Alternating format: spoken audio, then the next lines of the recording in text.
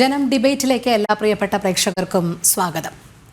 നിക്ഷേപത്തുക തിരിച്ചു കിട്ടാത്തതിൽ മനം നൊന്ത് ആത്മഹത്യ ചെയ്ത സാബു തോമസിന്റെ സംഭവം നടന്ന ദിവസങ്ങൾക്കകം തന്നെ സഹകരണ സൊസൈറ്റിയിലെ ജീവനക്കാരുടെ ഭീഷണിയെ തുടർന്ന് മറ്റൊരു മരണം കൂടി. ആലപ്പുഴ SL പുരം സ്വദേശിനി ആശയാണ് ആത്മഹത്യ ചെയ്തത്. സൊസൈറ്റി ജീവനക്കാരുടെ ഭീഷണിയെ തുടർന്ന് തിരിച്ചടവ് മുടങ്ങിയതിനെ തുടർന്നായിരുന്നു ഈ ഭീഷണി. എന്തായാലും സഹകരണ സംഘങ്ങൾ ഇത്തരത്തിൽ സാധാരണക്കാർക്കുമേൽ ഭീഷണി മുഴക്കുകയാണെങ്കിൽ അത് നിക്ഷേപത്തുക തിരിച്ചു കിട്ടുന്ന കാര്യത്തിലായാലും അതല്ല വായ്പ ഏതെങ്കിലും രീതിയിൽ മുടങ്ങുന്ന കാര്യത്തിലായാലും മനുഷ്യത്വരഹിതമായ രീതിയിൽ പെരുമാറുന്നത് ഇനിയും അനുവദിക്കാൻ കഴിയുമോ എന്നുള്ളതാണ്. ജനം ഡിബേറ്റ് പരിശോധിക്കുന്നു. ഗുണ്ടായിസമാണോ സഹകരണ സംഘങ്ങൾക്ക് പിന്നിൽ? രാഷ്ട്രീയ സ്വാധീനം ഉപയോഗിച്ചുള്ളതാണോ ഇത്തരം ഭീഷണികൾ? ഇന്ന് ഈ ചർച്ചയിൽ നമ്മോടൊപ്പം പങ്കെടുക്കുന്നവർ BJP പ്രതിനിധി യുവരാജ് ഗൂഗുൽ, LDF പ്രതിനിധി ബൽദേവ് സച്ചിദാനന്ദൻ, ഒപ്പം കോൺഗ്രസ് പ്രതിനിധി സേനാപതി വേണു എന്നിവരാണ്. അതിഥികൾക്കും പ്രേക്ഷകർക്കും ഒരിക്കൽ കൂടി സ്വാഗതം. ശ്രീ സേനാപതി വേണു, അധ്വാനിച്ച് വിയർപ്പൊഴുക്കി നേടുന്ന നിക്ഷേപത്തുക തിരികെ ആവശ്യപ്പെടുമ്പോഴും ഭീഷണിയാണ്. അതോടൊപ്പം തന്നെയാണ് ഇപ്പോൾ നമ്മൾ ഏറ്റവും ഒടുവിലായി ആലപ്പുഴ SL പുരത്ത് ഒരു വീട്ടമ്മയ്ക്ക് ആത്മഹത്യ ചെയ്യേണ്ടി വന്നത്. 1 ലക്ഷം രൂപയാണ് അവർ വായ്പ എടുത്തത്. അതിൻ്റെ തിരിച്ചടവ് മുടങ്ങുന്നു. പക്ഷേ പലിശ കൃത്യമായി അടയ്ക്കുന്നവരാണ്. അതിൽ 3 വാഹനങ്ങളിലായി വന്ന് ഈ സഹകരണ സംഘത്തിലെ ജീവനക്കാർ ഭീഷണിപ്പെടുത്തുന്നു. തുടർന്ന് ഈ വീട്ടമ്മ ആത്മഹത്യ ചെയ്യുന്നു. ഇതിൻ്റെ ഒരു ദയനീയത എന്ന് പറയുന്നത് SL പുരം മാരാരിക്കുളം പോലീസ് സ്റ്റേഷൻ്റെ പരിധിയിലാണ് ഈ വീട്. അവർക്ക് ഇത് പരാതിയായി നൽകുന്നതിന് പോലും ഭയമാണ്. ആദ്യം ഇത്തരത്തിൽ ഭീഷണി വന്നു എന്ന് മാധ്യമപ്രവർത്തകരോടൊക്കെ പറഞ്ഞെങ്കിലും ഇപ്പോൾ തികഞ്ഞ നിശബ്ദതയാണ്. വലിയ രീതിയിലുള്ള ഭീഷണി അതിന് തുടർന്നുമുണ്ടായി എന്നു തന്നെ അനുമാനിക്കേണ്ടിയിരിക്കുന്നു. എവിടെയാണ് ഈ സഹകരണ സംഘങ്ങൾ ഇങ്ങനെ നീങ്ങിക്കൊണ്ടിരിക്കുന്നത്? രോഹിണി, നമുക്ക് ഈ 2 സംഭവം, കട്ടപ്പനയിലെ സംഭവവും അതോടൊപ്പം തന്നെ ഇപ്പോൾ കഞ്ഞിക്കുഴി SL പുരത്തെ A64 സർവീസ് സഹകരണ ബാങ്കിലെ ഈ 2 സംഭവങ്ങൾ, ഇവിടെ സാബുവിന്റെ മരണം, അവിടെ ആശാ സുധീറിന്റെ മരണം, ഈ 2 മരണത്തിലും സമാനതകൾ ഏറെയാണ്. ഒന്ന് നിക്ഷേപകനും ഒന്ന് വായ്പക്കാരിയുമാണ് എന്നുള്ള വ്യത്യാസം ഒഴിച്ചാൽ ഈ 2 മരണത്തിലെയും മരണത്തിന്റെ സ്വഭാവം അല്ലെങ്കിൽ മരണത്തിലേക്ക് ഇടയാക്കിയ കാരണം അത് രണ്ടും സമാനമായ സാഹചര്യമാണ്. ഇപ്പൊ കട്ടപ്പനയിലെ മുമ്പ് നമ്മൾ ചർച്ച ചെയ്തിട്ടുള്ള ഒരു വിഷയമാണ്. അവിടെ 85 ലക്ഷം രൂപ 2005 മുതൽ നിക്ഷേപം ഉണ്ടായിരുന്ന ആള് ഇപ്പൊ അവശേഷിക്കുന്നത് 14.5 ലക്ഷം രൂപയാണ്. അപ്പോൾ 14.5 ലക്ഷം രൂപ ബാങ്കിൽ നിക്ഷേപമുള്ള ഒരു നിക്ഷേപകൻ ആ ബാങ്കിൽ തന്റെ ഭാര്യ ഗുരുതരമായി ആശുപത്രിയിൽ ചികിത്സയിലാണ്, അവർക്ക് 2 ലക്ഷം രൂപ ചികിത്സയ്ക്ക് ആവശ്യമുണ്ട് എന്ന് പറഞ്ഞ് അവരും ഭർത്താവും നിരന്തരമായി ഈ ബാങ്കിൽ ഇങ്ങനെ കയറി ഇറങ്ങുകയാണ്. അപ്പോൾ ബാങ്കിലെ ജീവനക്കാര് അവർക്കെതിരെ വല്ലാത്ത അധിക്ഷേപങ്ങൾ ഉയർത്തുന്നു. അത് അദ്ദേഹം സാബു മുളങ്ങാശ്ശേരി, അത് അദ്ദേഹത്തിന് അസഹനീയമാണ്. എങ്കിലും അത് ഭാര്യയോട് അദ്ദേഹം പറയുന്നു ഇങ്ങനെയുള്ള സംഭവങ്ങളൊക്കെ ഉണ്ടായി. അതിനുശേഷമാണ് CPMന്റെ ഈ ബാങ്കിന്റെ മുൻ പ്രസിഡന്റ്, മുൻ CPM ഏരിയ കമ്മിറ്റിയുടെ സെക്രട്ടറി, ഇപ്പോൾ CPMന്റെ ജില്ലാ കമ്മിറ്റി അംഗമായ ആ ജില്ലാ കമ്മിറ്റി അംഗവുമായിട്ടുള്ള സംഭാഷണം ഇന്ന് പ്രധാനപ്പെട്ട ഒരു ദിനപത്രത്തിൽ കൊടുത്തിട്ടുണ്ട്. ഈ 4.5 മിനിറ്റ് സംഭാഷണത്തിന്റെ ഇടയ്ക്ക് ഈ മനുഷ്യൻ ഈ CPMന്റെ ജില്ലാ കമ്മിറ്റി അംഗം, അതായത് മുൻ ഏരിയ സെക്രട്ടറിയെ വിളിക്കുന്ന പൊന്നു സഖാവേ എന്ന് 12 പ്രാവശ്യമാണ് വിളിക്കുന്നത് ഈ 4.5 മിനിറ്റ് സംഭാഷണത്തിൻ്റെ. അപ്പോൾ എത്ര ഭയത്തോടുകൂടി, പണ്ട് പൊന്നുതമ്പുരാൻ പൊന്നുതമ്പുരാൻ എന്നൊക്കെ അടിയാളന്മാർ വിളിക്കുന്നത് പോലെ, അല്ലെ കീഴാളന്മാർ വിളിക്കുന്നത് പോലെ എത്ര ഭയന്നാണ് ഈ മനുഷ്യൻ ഈ സഖാവിനെ അഭിസംബോധന ചെയ്യുന്നത്. അപ്പോൾ ആ അഭിസംബോധനയിലൂടെ അവസാനം അയാളോട് പറയുന്നു നിനക്ക് പണി തരും, പണി നിനക്ക് വെച്ചിട്ടുണ്ട്, അല്ലെങ്കിൽ പണി നിനക്ക് അറിയത്തില്ല എന്ന ഭീഷണി. ആ ഭീഷണിയിൽ ഭയപ്പെട്ട്, കാരണം CPM പോലെ ഒരു രാഷ്ട്രീയ പാർട്ടിയും അതിൻ്റെ ആ പ്രദേശത്തെ പ്രമുഖനായ നേതാവും അദ്ദേഹത്തോട് ഏറ്റുമുട്ടിയോ അല്ലെങ്കിൽ ആ ബാങ്കിലെ സ്റ്റാഫിനോട് ഏറ്റുമുട്ടിയോ തനിക്ക് നിക്ഷേപം തിരികെ കിട്ടില്ല എന്നും ആ ഭയത്തിലാണ് യഥാർത്ഥത്തിൽ സാബു അവിടെ ആത്മഹത്യ ചെയ്തത്. ഇനി സാബു ആത്മഹത്യ ചെയ്തതിന് ശേഷം ഇന്നത്തെ സംഭവവികാസം, ഞാൻ ഇടുക്കിയിൽ നിന്ന് സംസാരിക്കുമ്പോൾ 3 ബാങ്ക് ജീവനക്കാർക്കെതിരെ ആത്മഹത്യാ പ്രേരണ കുറ്റത്തിന് കേസെടുത്തു എന്ന് പറയുന്നത് യഥാർത്ഥത്തിൽ അവരതിനകത്തെ കോ അക്യൂസ്ഡ് എന്നുള്ളതേ ഉള്ളൂ. അതിൻ്റെ അകത്തെ പ്രധാനപ്പെട്ട പ്രതി എന്ന് പറയുന്നത് CPMന്റെ ഇപ്പോഴത്തെ ജില്ലാ കമ്മിറ്റി അംഗവും മുൻ ഏരിയ കമ്മിറ്റി അംഗവുമാണ്. അദ്ദേഹത്തിനെതിരെ ഈ നിമിഷം വരെ നമ്മൾ ഈ സംസാരിക്കുന്ന ഈ ഡിസംബർ മാസം 25 ഈ വൈകുന്നേരം 8 മണി വരെ അദ്ദേഹത്തിനെതിരെ ഒരു കേസുമില്ല. കാരണം അദ്ദേഹത്തിന്റെ ഭീഷണിയാണ് മരണത്തിന് കാരണമെന്ന് സാബുവിന്റെ ഭാര്യയും മകനും ബന്ധുക്കളും പോലീസിൽ കൃത്യമായി മൊഴി കൊടുത്തിട്ടും കേസ് എടുത്തിട്ടില്ല. CPM-ന്റെ ജില്ലാ സെക്രട്ടറി മാറി മാറി പത്രസമ്മേളനം നടത്തിയിട്ട് പറയുന്നു, ഞങ്ങൾ സാബുവിനോടൊപ്പമാണ്, സാബുവിന്റെ കുടുംബത്തോടൊപ്പമാണ്. ഇതായിരുന്നല്ലോ ദിവ്യയുടെ കാര്യത്തിൽ നമ്മൾ കേട്ടത്. അതാണല്ലോ ദിവ്യയുടെ കാര്യത്തിൽ എന്തുകൊണ്ടാണ് നവീൻ ബാബു ആത്മഹത്യ, ഞാൻ അതുമായിട്ട് കലർത്തുകയല്ല, ആത്മഹത്യ ചെയ്യാൻ കാരണം അതും ഇത് തന്നെയാണ്. കാരണം ദിവ്യ ഇവിടെ VR സജി ഭീഷണിയാണ് മുഴക്കുന്നതെങ്കിൽ ദിവ്യ മറ്റൊരു സ്വരത്തിലാണ് പറയുന്നത്, 2 ദിവസത്തിനകം പണി തനിക്കിട്ട് വരും. എന്താ പണി വരുന്നത്? താൻ പമ്പിന് 1 ലക്ഷം രൂപ കൈക്കൂലി മേടിച്ചു വന്ന കേസ് വിജിലൻസിൽ മുഖ്യമന്ത്രിയുടെ ഓഫീസിൽ ചെന്നിരിക്കുന്നു. ആ പരാതി അത് വിജിലൻസ് അന്വേഷിക്കണമെന്ന് ആവശ്യപ്പെട്ട് വി ശശി അതിന് മുൻകൈ എടുക്കും. താൻ പത്തനംതിട്ട ജില്ലാ ADM ആയി ചുമതല എടുക്കുന്നതിന് മുമ്പ് തന്നെ അറസ്റ്റ് ചെയ്യും, പണി തനിക്കിട്ട് വരുമെന്നുള്ള BP ദിവ്യയുടെ മുന്നറിയിപ്പ് അതാണ് നവീൻ ബാബുവിനെ ഭയപ്പെടുത്തിയത്. അതാണ് നവീൻ ബാബുവിന്റെ മരണത്തിലേക്ക് നയിച്ചത്. ഇവിടെ സമാനമായ സാഹചര്യം ഇടുക്കിയിൽ ഉണ്ടായിരിക്കുന്നു. ആ ഡിപ്പോസിറ്റ് ഹോൾഡറെ ഭീഷണിപ്പെടുത്തി ഇനി തനിക്ക് മുന്നോട്ട് പോകാൻ പറ്റില്ല എന്ന സാഹചര്യം സംജാതമായപ്പോൾ അദ്ദേഹം ആത്മഹത്യ ചെയ്തു. ഇനി നമുക്ക് ആലപ്പുഴയിലെ കേസിലേക്ക് വരാം. ആലപ്പുഴയിൽ ഇവിടെ രോഹിണി സൂചിപ്പിച്ചതുപോലെ അവര് 1 ലക്ഷം രൂപ എടുക്കുന്ന 2010-ലാണ്. ഇപ്പൊ അത് 2.5 ലക്ഷമായി. ഒരു കുറച്ച് തുക അടച്ചിട്ടുമുണ്ട്. ഈ സഹകരണ സംഘങ്ങളുടെ ഒരു കൃത്രിമം അത് നമ്മൾ ഇനിയാണെങ്കിലും ദീർഘമായി ചർച്ച ചെയ്യേണ്ടതാണ്. അപ്പോ 10 കൊല്ലം 14 കൊല്ലം മുമ്പെടുത്ത വായ്പ അത് പുതുക്കി കൊടുക്കുന്നു. അപ്പോൾ 1 ലക്ഷത്തിന്റെ വായ്പ 2.5 ലക്ഷമാകുന്നു. അപ്പൊ ബാങ്കിന്റെ കണക്ക് പ്രകാരം 2.5 ലക്ഷം രൂപ ലിക്വിഡ് ക്യാഷ് പുതുതായിട്ട് എടുത്ത പോലെയാണ്. യഥാർത്ഥത്തിൽ 2010 എടുത്ത 1 ലക്ഷവും അതിന്റെ പലിശയും കൂടിയാണ്. പക്ഷേ ബാങ്കുകളുടെ രേഖ പ്രകാരം സൊസൈറ്റിയുടെ രേഖ പ്രകാരം ഈ 2.5 ലക്ഷം രൂപ അതെന്നാണോ പുതുക്കുന്നത് അന്ന് 2.5 ലക്ഷം രൂപ ലിക്വിഡ് ക്യാഷ് എടുത്തു എന്നുള്ള രീതിയിലാണ്. അപ്പോൾ 1 ലക്ഷത്തിന്റെ കടം 2.5 ലക്ഷമാക്കി അവനെ കൂടുതൽ കടക്കാരനാക്കി മാറ്റുന്നു. അത് ബാങ്കിന്റെ ഒരു സാങ്കേതികത്വം. ഞാൻ അങ്ങോട്ടല്ല വന്നത്. ഇവിടെ നമ്മൾ മനസ്സിലാക്കേണ്ടത് രാവിലെ 8 മണിക്ക് ബാങ്കിൽ നിന്ന് 3 വണ്ടി ആളുകൾ ഇവരെന്താ ഈ ബോംബെ അധോലോകത്തിൽ ഹഫ്ത പിരിക്കാൻ പോകുന്നവരെയാണോ ബാങ്ക് പണം പിരിക്കാൻ പോകുന്നത്? അങ്ങനെയല്ലല്ലോ. ബാങ്ക് അതിന് നിയമപരമായ രീതിയിൽ നോട്ടീസ് കൊടുക്കുക, അല്ലെങ്കിൽ സെക്രട്ടറി എന്ന് പറയുക, അതല്ല എങ്കിൽ മറ്റ് സ്റ്റാഫുകൾ ചെന്ന് പറയുക നിങ്ങൾ പണം അടയ്ക്കണം എന്ന് പറയുക എന്നുള്ളതല്ലാതെ കാലത്തെ ഈ 1 ലക്ഷം രൂപ എടുത്തയാൾ ഇപ്പൊ 2.5 ലക്ഷം ഒന്ന് കൂട്ടിക്കോ. 2.5 ലക്ഷം രൂപയ്ക്ക് വേണ്ടി 8 മണിക്ക്, അതും ബാങ്ക് തുറക്കുന്ന സമയം എന്ന് പറയുന്നത് നമ്മുടെ നാട്ടിൽ 10 മണിക്ക് ശേഷമാണ്. 10 മണിയാണല്ലോ ബാങ്ക് തുറക്കുന്ന ഒഫീഷ്യൽ ടൈം എന്ന് പറയുന്നത്. അപ്പൊ 8 മണി ആയപ്പോഴേക്കും ഇവരിനി വല്ലോ പണിക്കോ വല്ലോ പോകുന്നതിന് മുമ്പ് ഈ 10-14 പേര് 3 വണ്ടി ചെന്ന് നമ്മുടെ നാട്ടിലെ ബ്ലേഡുകാരനൊക്കെ ആളുകളെ പിടിച്ചു നടത്തും. ഞങ്ങളുടെ നാട്ടിൽ തമിഴ്നാട്ടിൽ നിന്ന് ഈ വട്ടി പലിശ കറണ്ട് വട്ടി എന്നാ പറയുന്നത്. അതിനുവേണ്ടി പിരിവ് നടത്താനായിട്ട് പണ്ട് ബൈക്കിലും എന്താ പറഞ്ഞ ഈ ടാറ്റ സുമോ വാഹനത്തിലും ഒക്കെ വന്ന ആളുകളെ ഭയപ്പെടുത്തുന്ന ഒരു കാലം മുമ്പുണ്ടായിരുന്നു.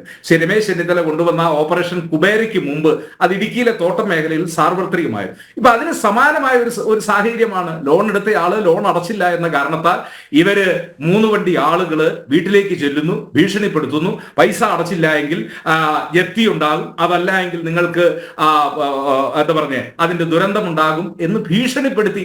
ആ ഭീഷണിയിൽ ഭർത്താവ് സുധീർ അവിടെ ഇല്ല. ആ ഭീഷണിയിൽ മനം നൊന്താണ് ഈ വീട്ടമ്മ ആശാ സുധീർ എന്ന് പറയുന്ന ഈ വീട്ടമ്മ ആത്മഹത്യ ചെയ്യുന്നത്. ഇവിടെ നമ്മൾ മനസ്സിലാക്കേണ്ടത് മനുഷ്യൻ ഇതുപോലെ സാമ്പത്തിക പ്രതിസന്ധിയിൽ നിൽക്കുന്ന ഒരു കാലഘട്ടം. ക്ഷേമ പെൻഷൻ പോലും ആളുകൾക്ക് കിട്ടുന്നില്ല.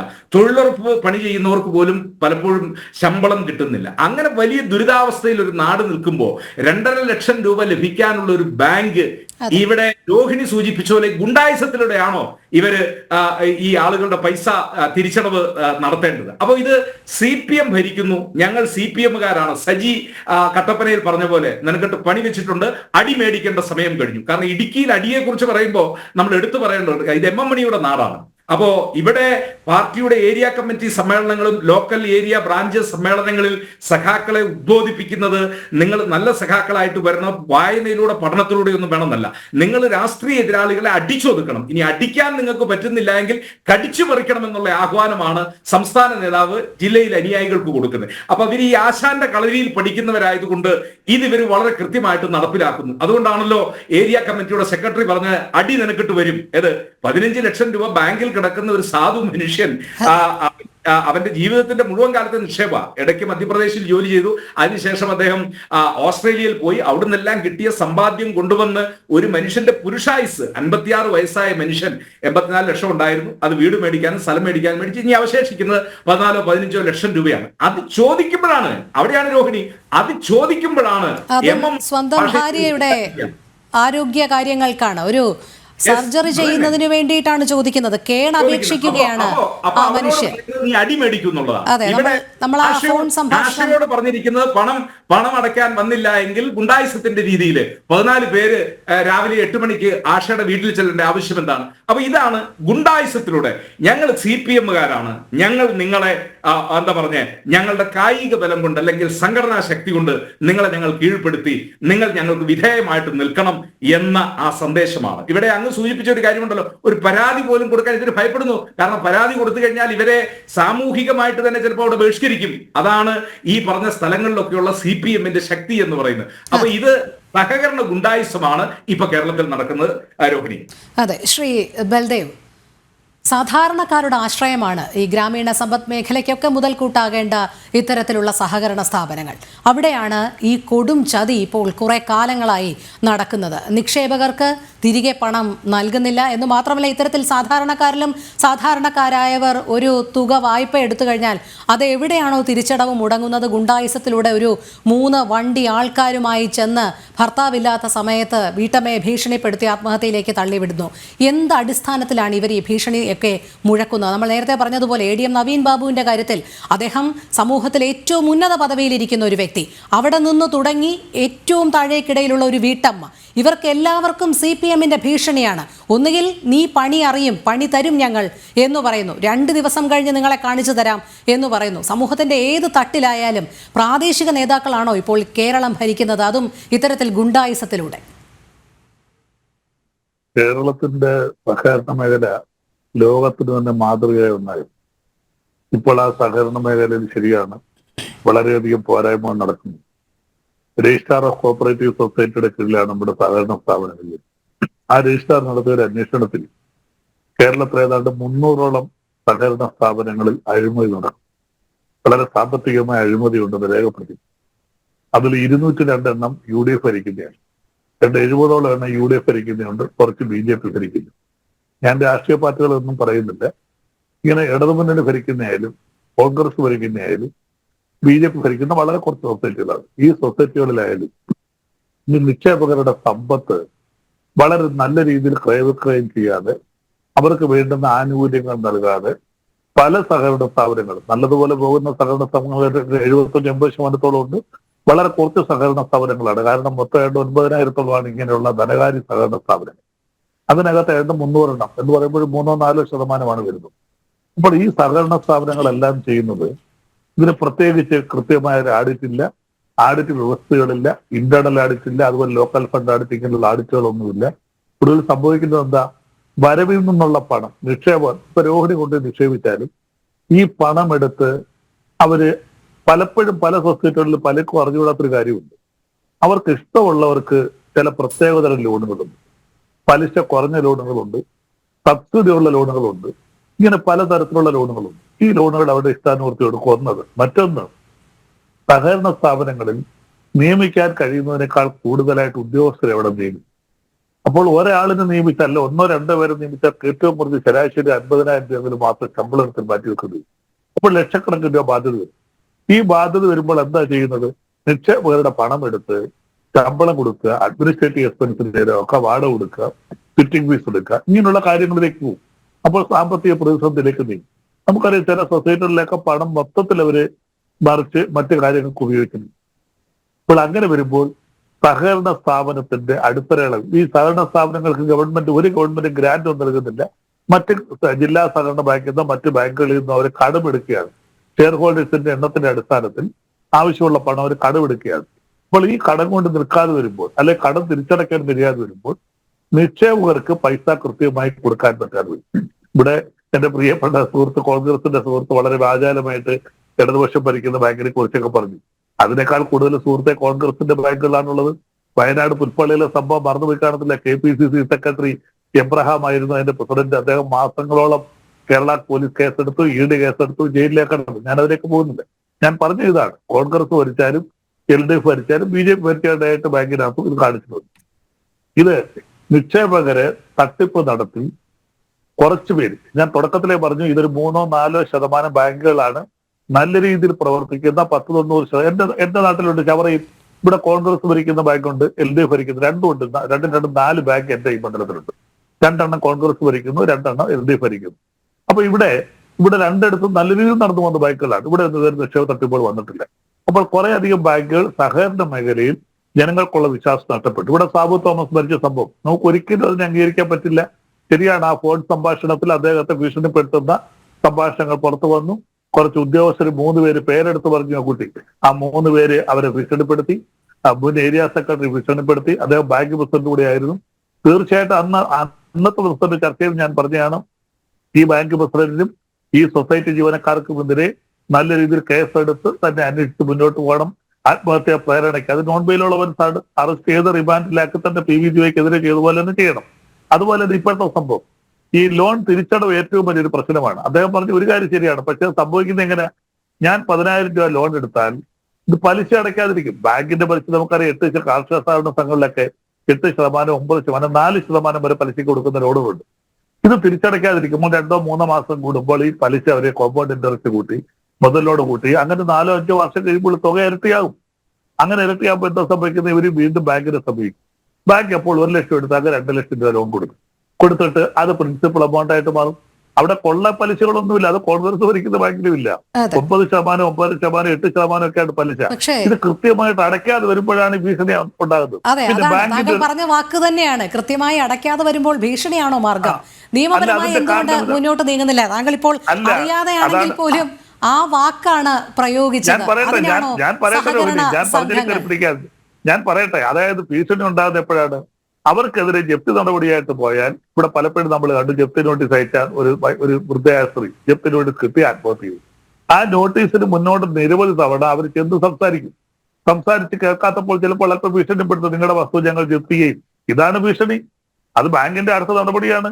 പൈസ അടയ്ക്കാതെ വരുമ്പോൾ ആദ്യം നേരിട്ട് ചോദിക്കും, ബാങ്കിന്റെ ഉദ്യോഗസ്ഥരുണ്ട്, അവർ ചെന്ന് ചോദിക്കും. കൊടുക്കാതെ വരുമ്പോൾ അവർ പറയുന്ന ഒരു ഭീഷണിയുടെ സ്വരമാണത്. കാര്യം എന്താ? പൈസ അടച്ചില്ലെങ്കിൽ ഈട് വെച്ചിരിക്കുന്ന വസ്തു ജപ്തി. അതിനാണ് നമ്മൾ ഭീഷണി എന്ന് പറയുന്നത്.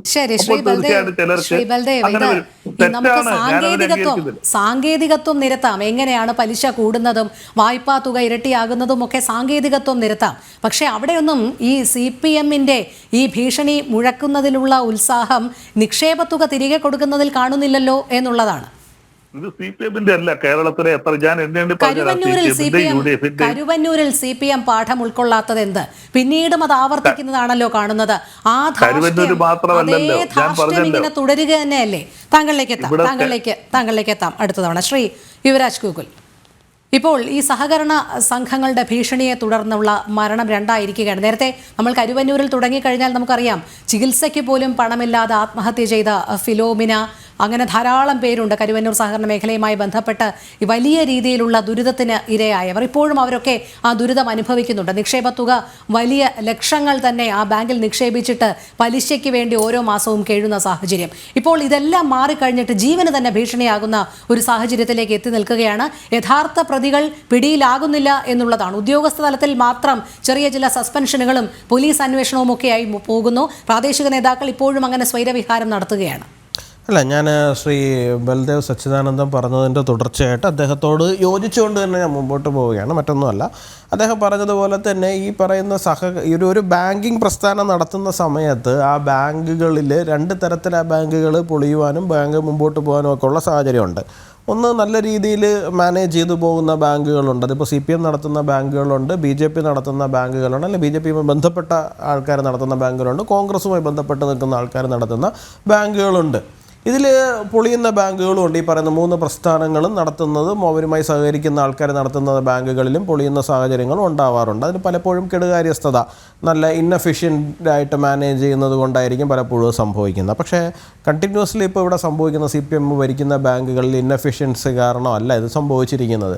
കഴിഞ്ഞ കുറച്ച് നാളുകളായിട്ട് സ്റ്റേറ്റ് ഗവൺമെൻറ്റുമായി ബന്ധപ്പെട്ടിട്ട് വലിയ രീതിയിലുള്ള ശമ്പളം കൊടുക്കാൻ വരാതെ പൈസ ഇല്ലാണ്ട് വരുന്നു, പെൻഷൻ കൊടുക്കാൻ പൈസ ഇല്ലാണ്ട് വരുന്നു. അപ്പോൾ ഈ സമയത്തെല്ലാം ഈ പറയുന്ന സഹകരണ ബാങ്കുകളിൽ നിന്ന് വലിയ രീതിയിൽ CPM-ൻ്റെതായ സഹകരണ ബാങ്കുകളിൽ നിന്ന് പൈസ എടുത്തു മാറ്റുന്ന സാഹചര്യങ്ങളൊക്കെ ഉണ്ടാകുന്നുണ്ട്. അത് ഒരു വഴിക്ക് നടക്കുന്നു. മറ്റൊരു വഴിക്ക് എന്ന് പറഞ്ഞു കഴിഞ്ഞാൽ ഇപ്പോൾ കരുവന്നൂരിൽ ഉൾപ്പെടെ നമ്മൾ കണ്ടത് കെടുകാര്യസ്ഥത കൊണ്ട് പൊളിയുന്നതല്ല.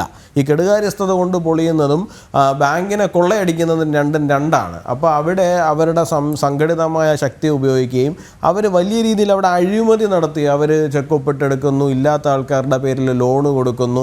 അപ്പോൾ ഇത്തരത്തിൽ ഏതൊക്കെ ബാങ്കുകളിൽ സംഭവിച്ചിട്ടുണ്ട് നമ്മൾ നോക്കണം. വളരെ കുറവാണ് മറ്റുള്ള. ഇപ്പോൾ CPM അവരുടെ ഭരണത്തിൻ്റെ തണലിൽ നിന്നുകൊണ്ട് ഇത് ചെയ്യാൻ ശ്രമിക്കുന്നതാണ് ഇവിടെ പ്രശ്നമെന്ന് പറയുന്നത്.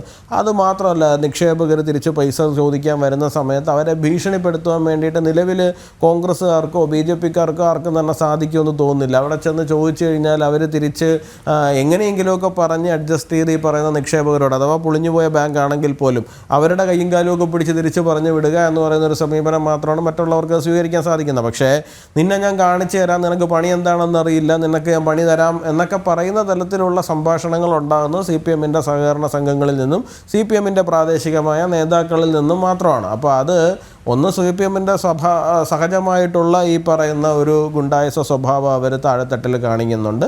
രണ്ട്, ഭരണത്തിൻ്റെ തണലിൽ നിന്നുകൊണ്ട് അവർ കാണിക്കുന്നു എന്നുള്ളതാണ്.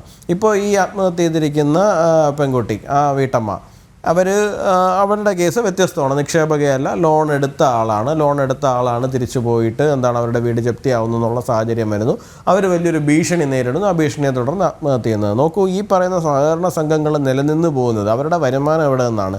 ഈ ലോൺ എടുക്കുന്ന ആൾക്കാർ തിരിച്ചടയ്ക്കുകയും ആ പലിശയിൽ നിന്നുമാണ് ഈ പറയുന്ന സഹകരണ സംഘങ്ങൾ നിലനിൽക്കുന്നത്. രണ്ട് ന്യൂ ജനറേഷൻ ബാങ്കുകളെ പോലെ തന്നെ ഇപ്പോൾ ഇൻഷുറൻസോ അല്ലെങ്കിൽ ട്രേഡിങ്ങിലോ ഒന്നും ഇൻവെസ്റ്റ് ചെയ്തിട്ടല്ലല്ലോ അവരുടെ റവന്യൂ എന്ന് പറയുന്നത്. ഈ പറയുന്ന പലിശയിൽ തന്നെയാണ് അവരുടെ റവന്യൂ വന്നുകൊണ്ടിരിക്കുന്നത്. അപ്പോൾ ഈ സാധാരണക്കാർ എടുക്കുകയും സാധാരണക്കാർ ആ പൈസ ലോൺ തിരിച്ചടയ്ക്കുകയും ചെയ്യുന്നതെന്നാണ് ഈ ബാങ്കുകൾ നിലനിന്ന് പോകുന്നത്. ഒരു വശത്ത് CPM-ൻ്റെ കരുവന്നൂരിൽ ഉൾപ്പെടെയുള്ള ഉദാഹരണങ്ങൾ നമ്മൾ കാണുന്നുണ്ട്. അവർക്കെതിരെയൊക്കെ വളരെ സോഫ്റ്റ് ഹാൻഡായിട്ട് ഡീൽ ചെയ്യുകയും ഈവൻ സംസ്ഥാന സർക്കാർ തന്നെ പറ്റിയാൽ അതിനെ റീപേ ചെയ്യാനുള്ള ഗവൺമെൻറ്റിൻ്റെ എക്സ്ചക്കറിൽ തന്നെ എടുത്ത് റീപേ ചെയ്യാമെന്നുള്ള ആലോചന വരെ ഒരു ഘട്ടത്തിൽ പോകുന്ന സമയത്താണ് ഇവിടെയുള്ള സാധാരണക്കാർ ഇത്തരത്തിലുള്ള ഭീഷണികൾ നേരിടുന്ന സാഹചര്യം ഉണ്ടാകുന്നത്. ഇനി ശ്രീ ബൽദേവ് സച്ചിദാനന്ദൻ പറഞ്ഞു അവർ ജപ്തി ചെയ്യുമെന്ന് പറഞ്ഞ്, ഭീഷണി എന്ന് പറയുന്നത് ജപ്തിയാണെന്ന് പറയുന്നത്. നോക്കൂ സാർ, 3 വണ്ടിയിൽ ആൾ പോയിട്ടാണോ ജപ്തി ചെയ്യുമെന്ന് ഭീഷണി മുഴക്കുന്നത്? ജപ്തി ചെയ്യുമെന്ന് പറയാൻ വേണ്ടിയിട്ട് ഒരാൾ പോയിട്ട് ഒരു നോട്ടീസ് അവിടെ പതിപ്പിച്ചിട്ട് വരികയും ഇന്ന ദിവസം അവിടെ ജപ്തി ചെയ്യുമെന്ന് പറഞ്ഞാലും പോരെ? അതല്ലേ ഏറ്റവും മാന്യമായിട്ടുള്ള ലീഗലായിട്ടുള്ള ഭീഷണി എന്ന് പറയുന്നത്. ഈ 3 വണ്ടി ആൾ നേരം വിളിക്കുന്നതിന് മുമ്പ് അവിടെ ചെന്നിറങ്ങുന്നത് മാന്യമായിട്ടുള്ള ലീഗലായിട്ടുള്ള ഒരു ഭീഷണിക്ക് വേണ്ടിയിട്ടാണോ?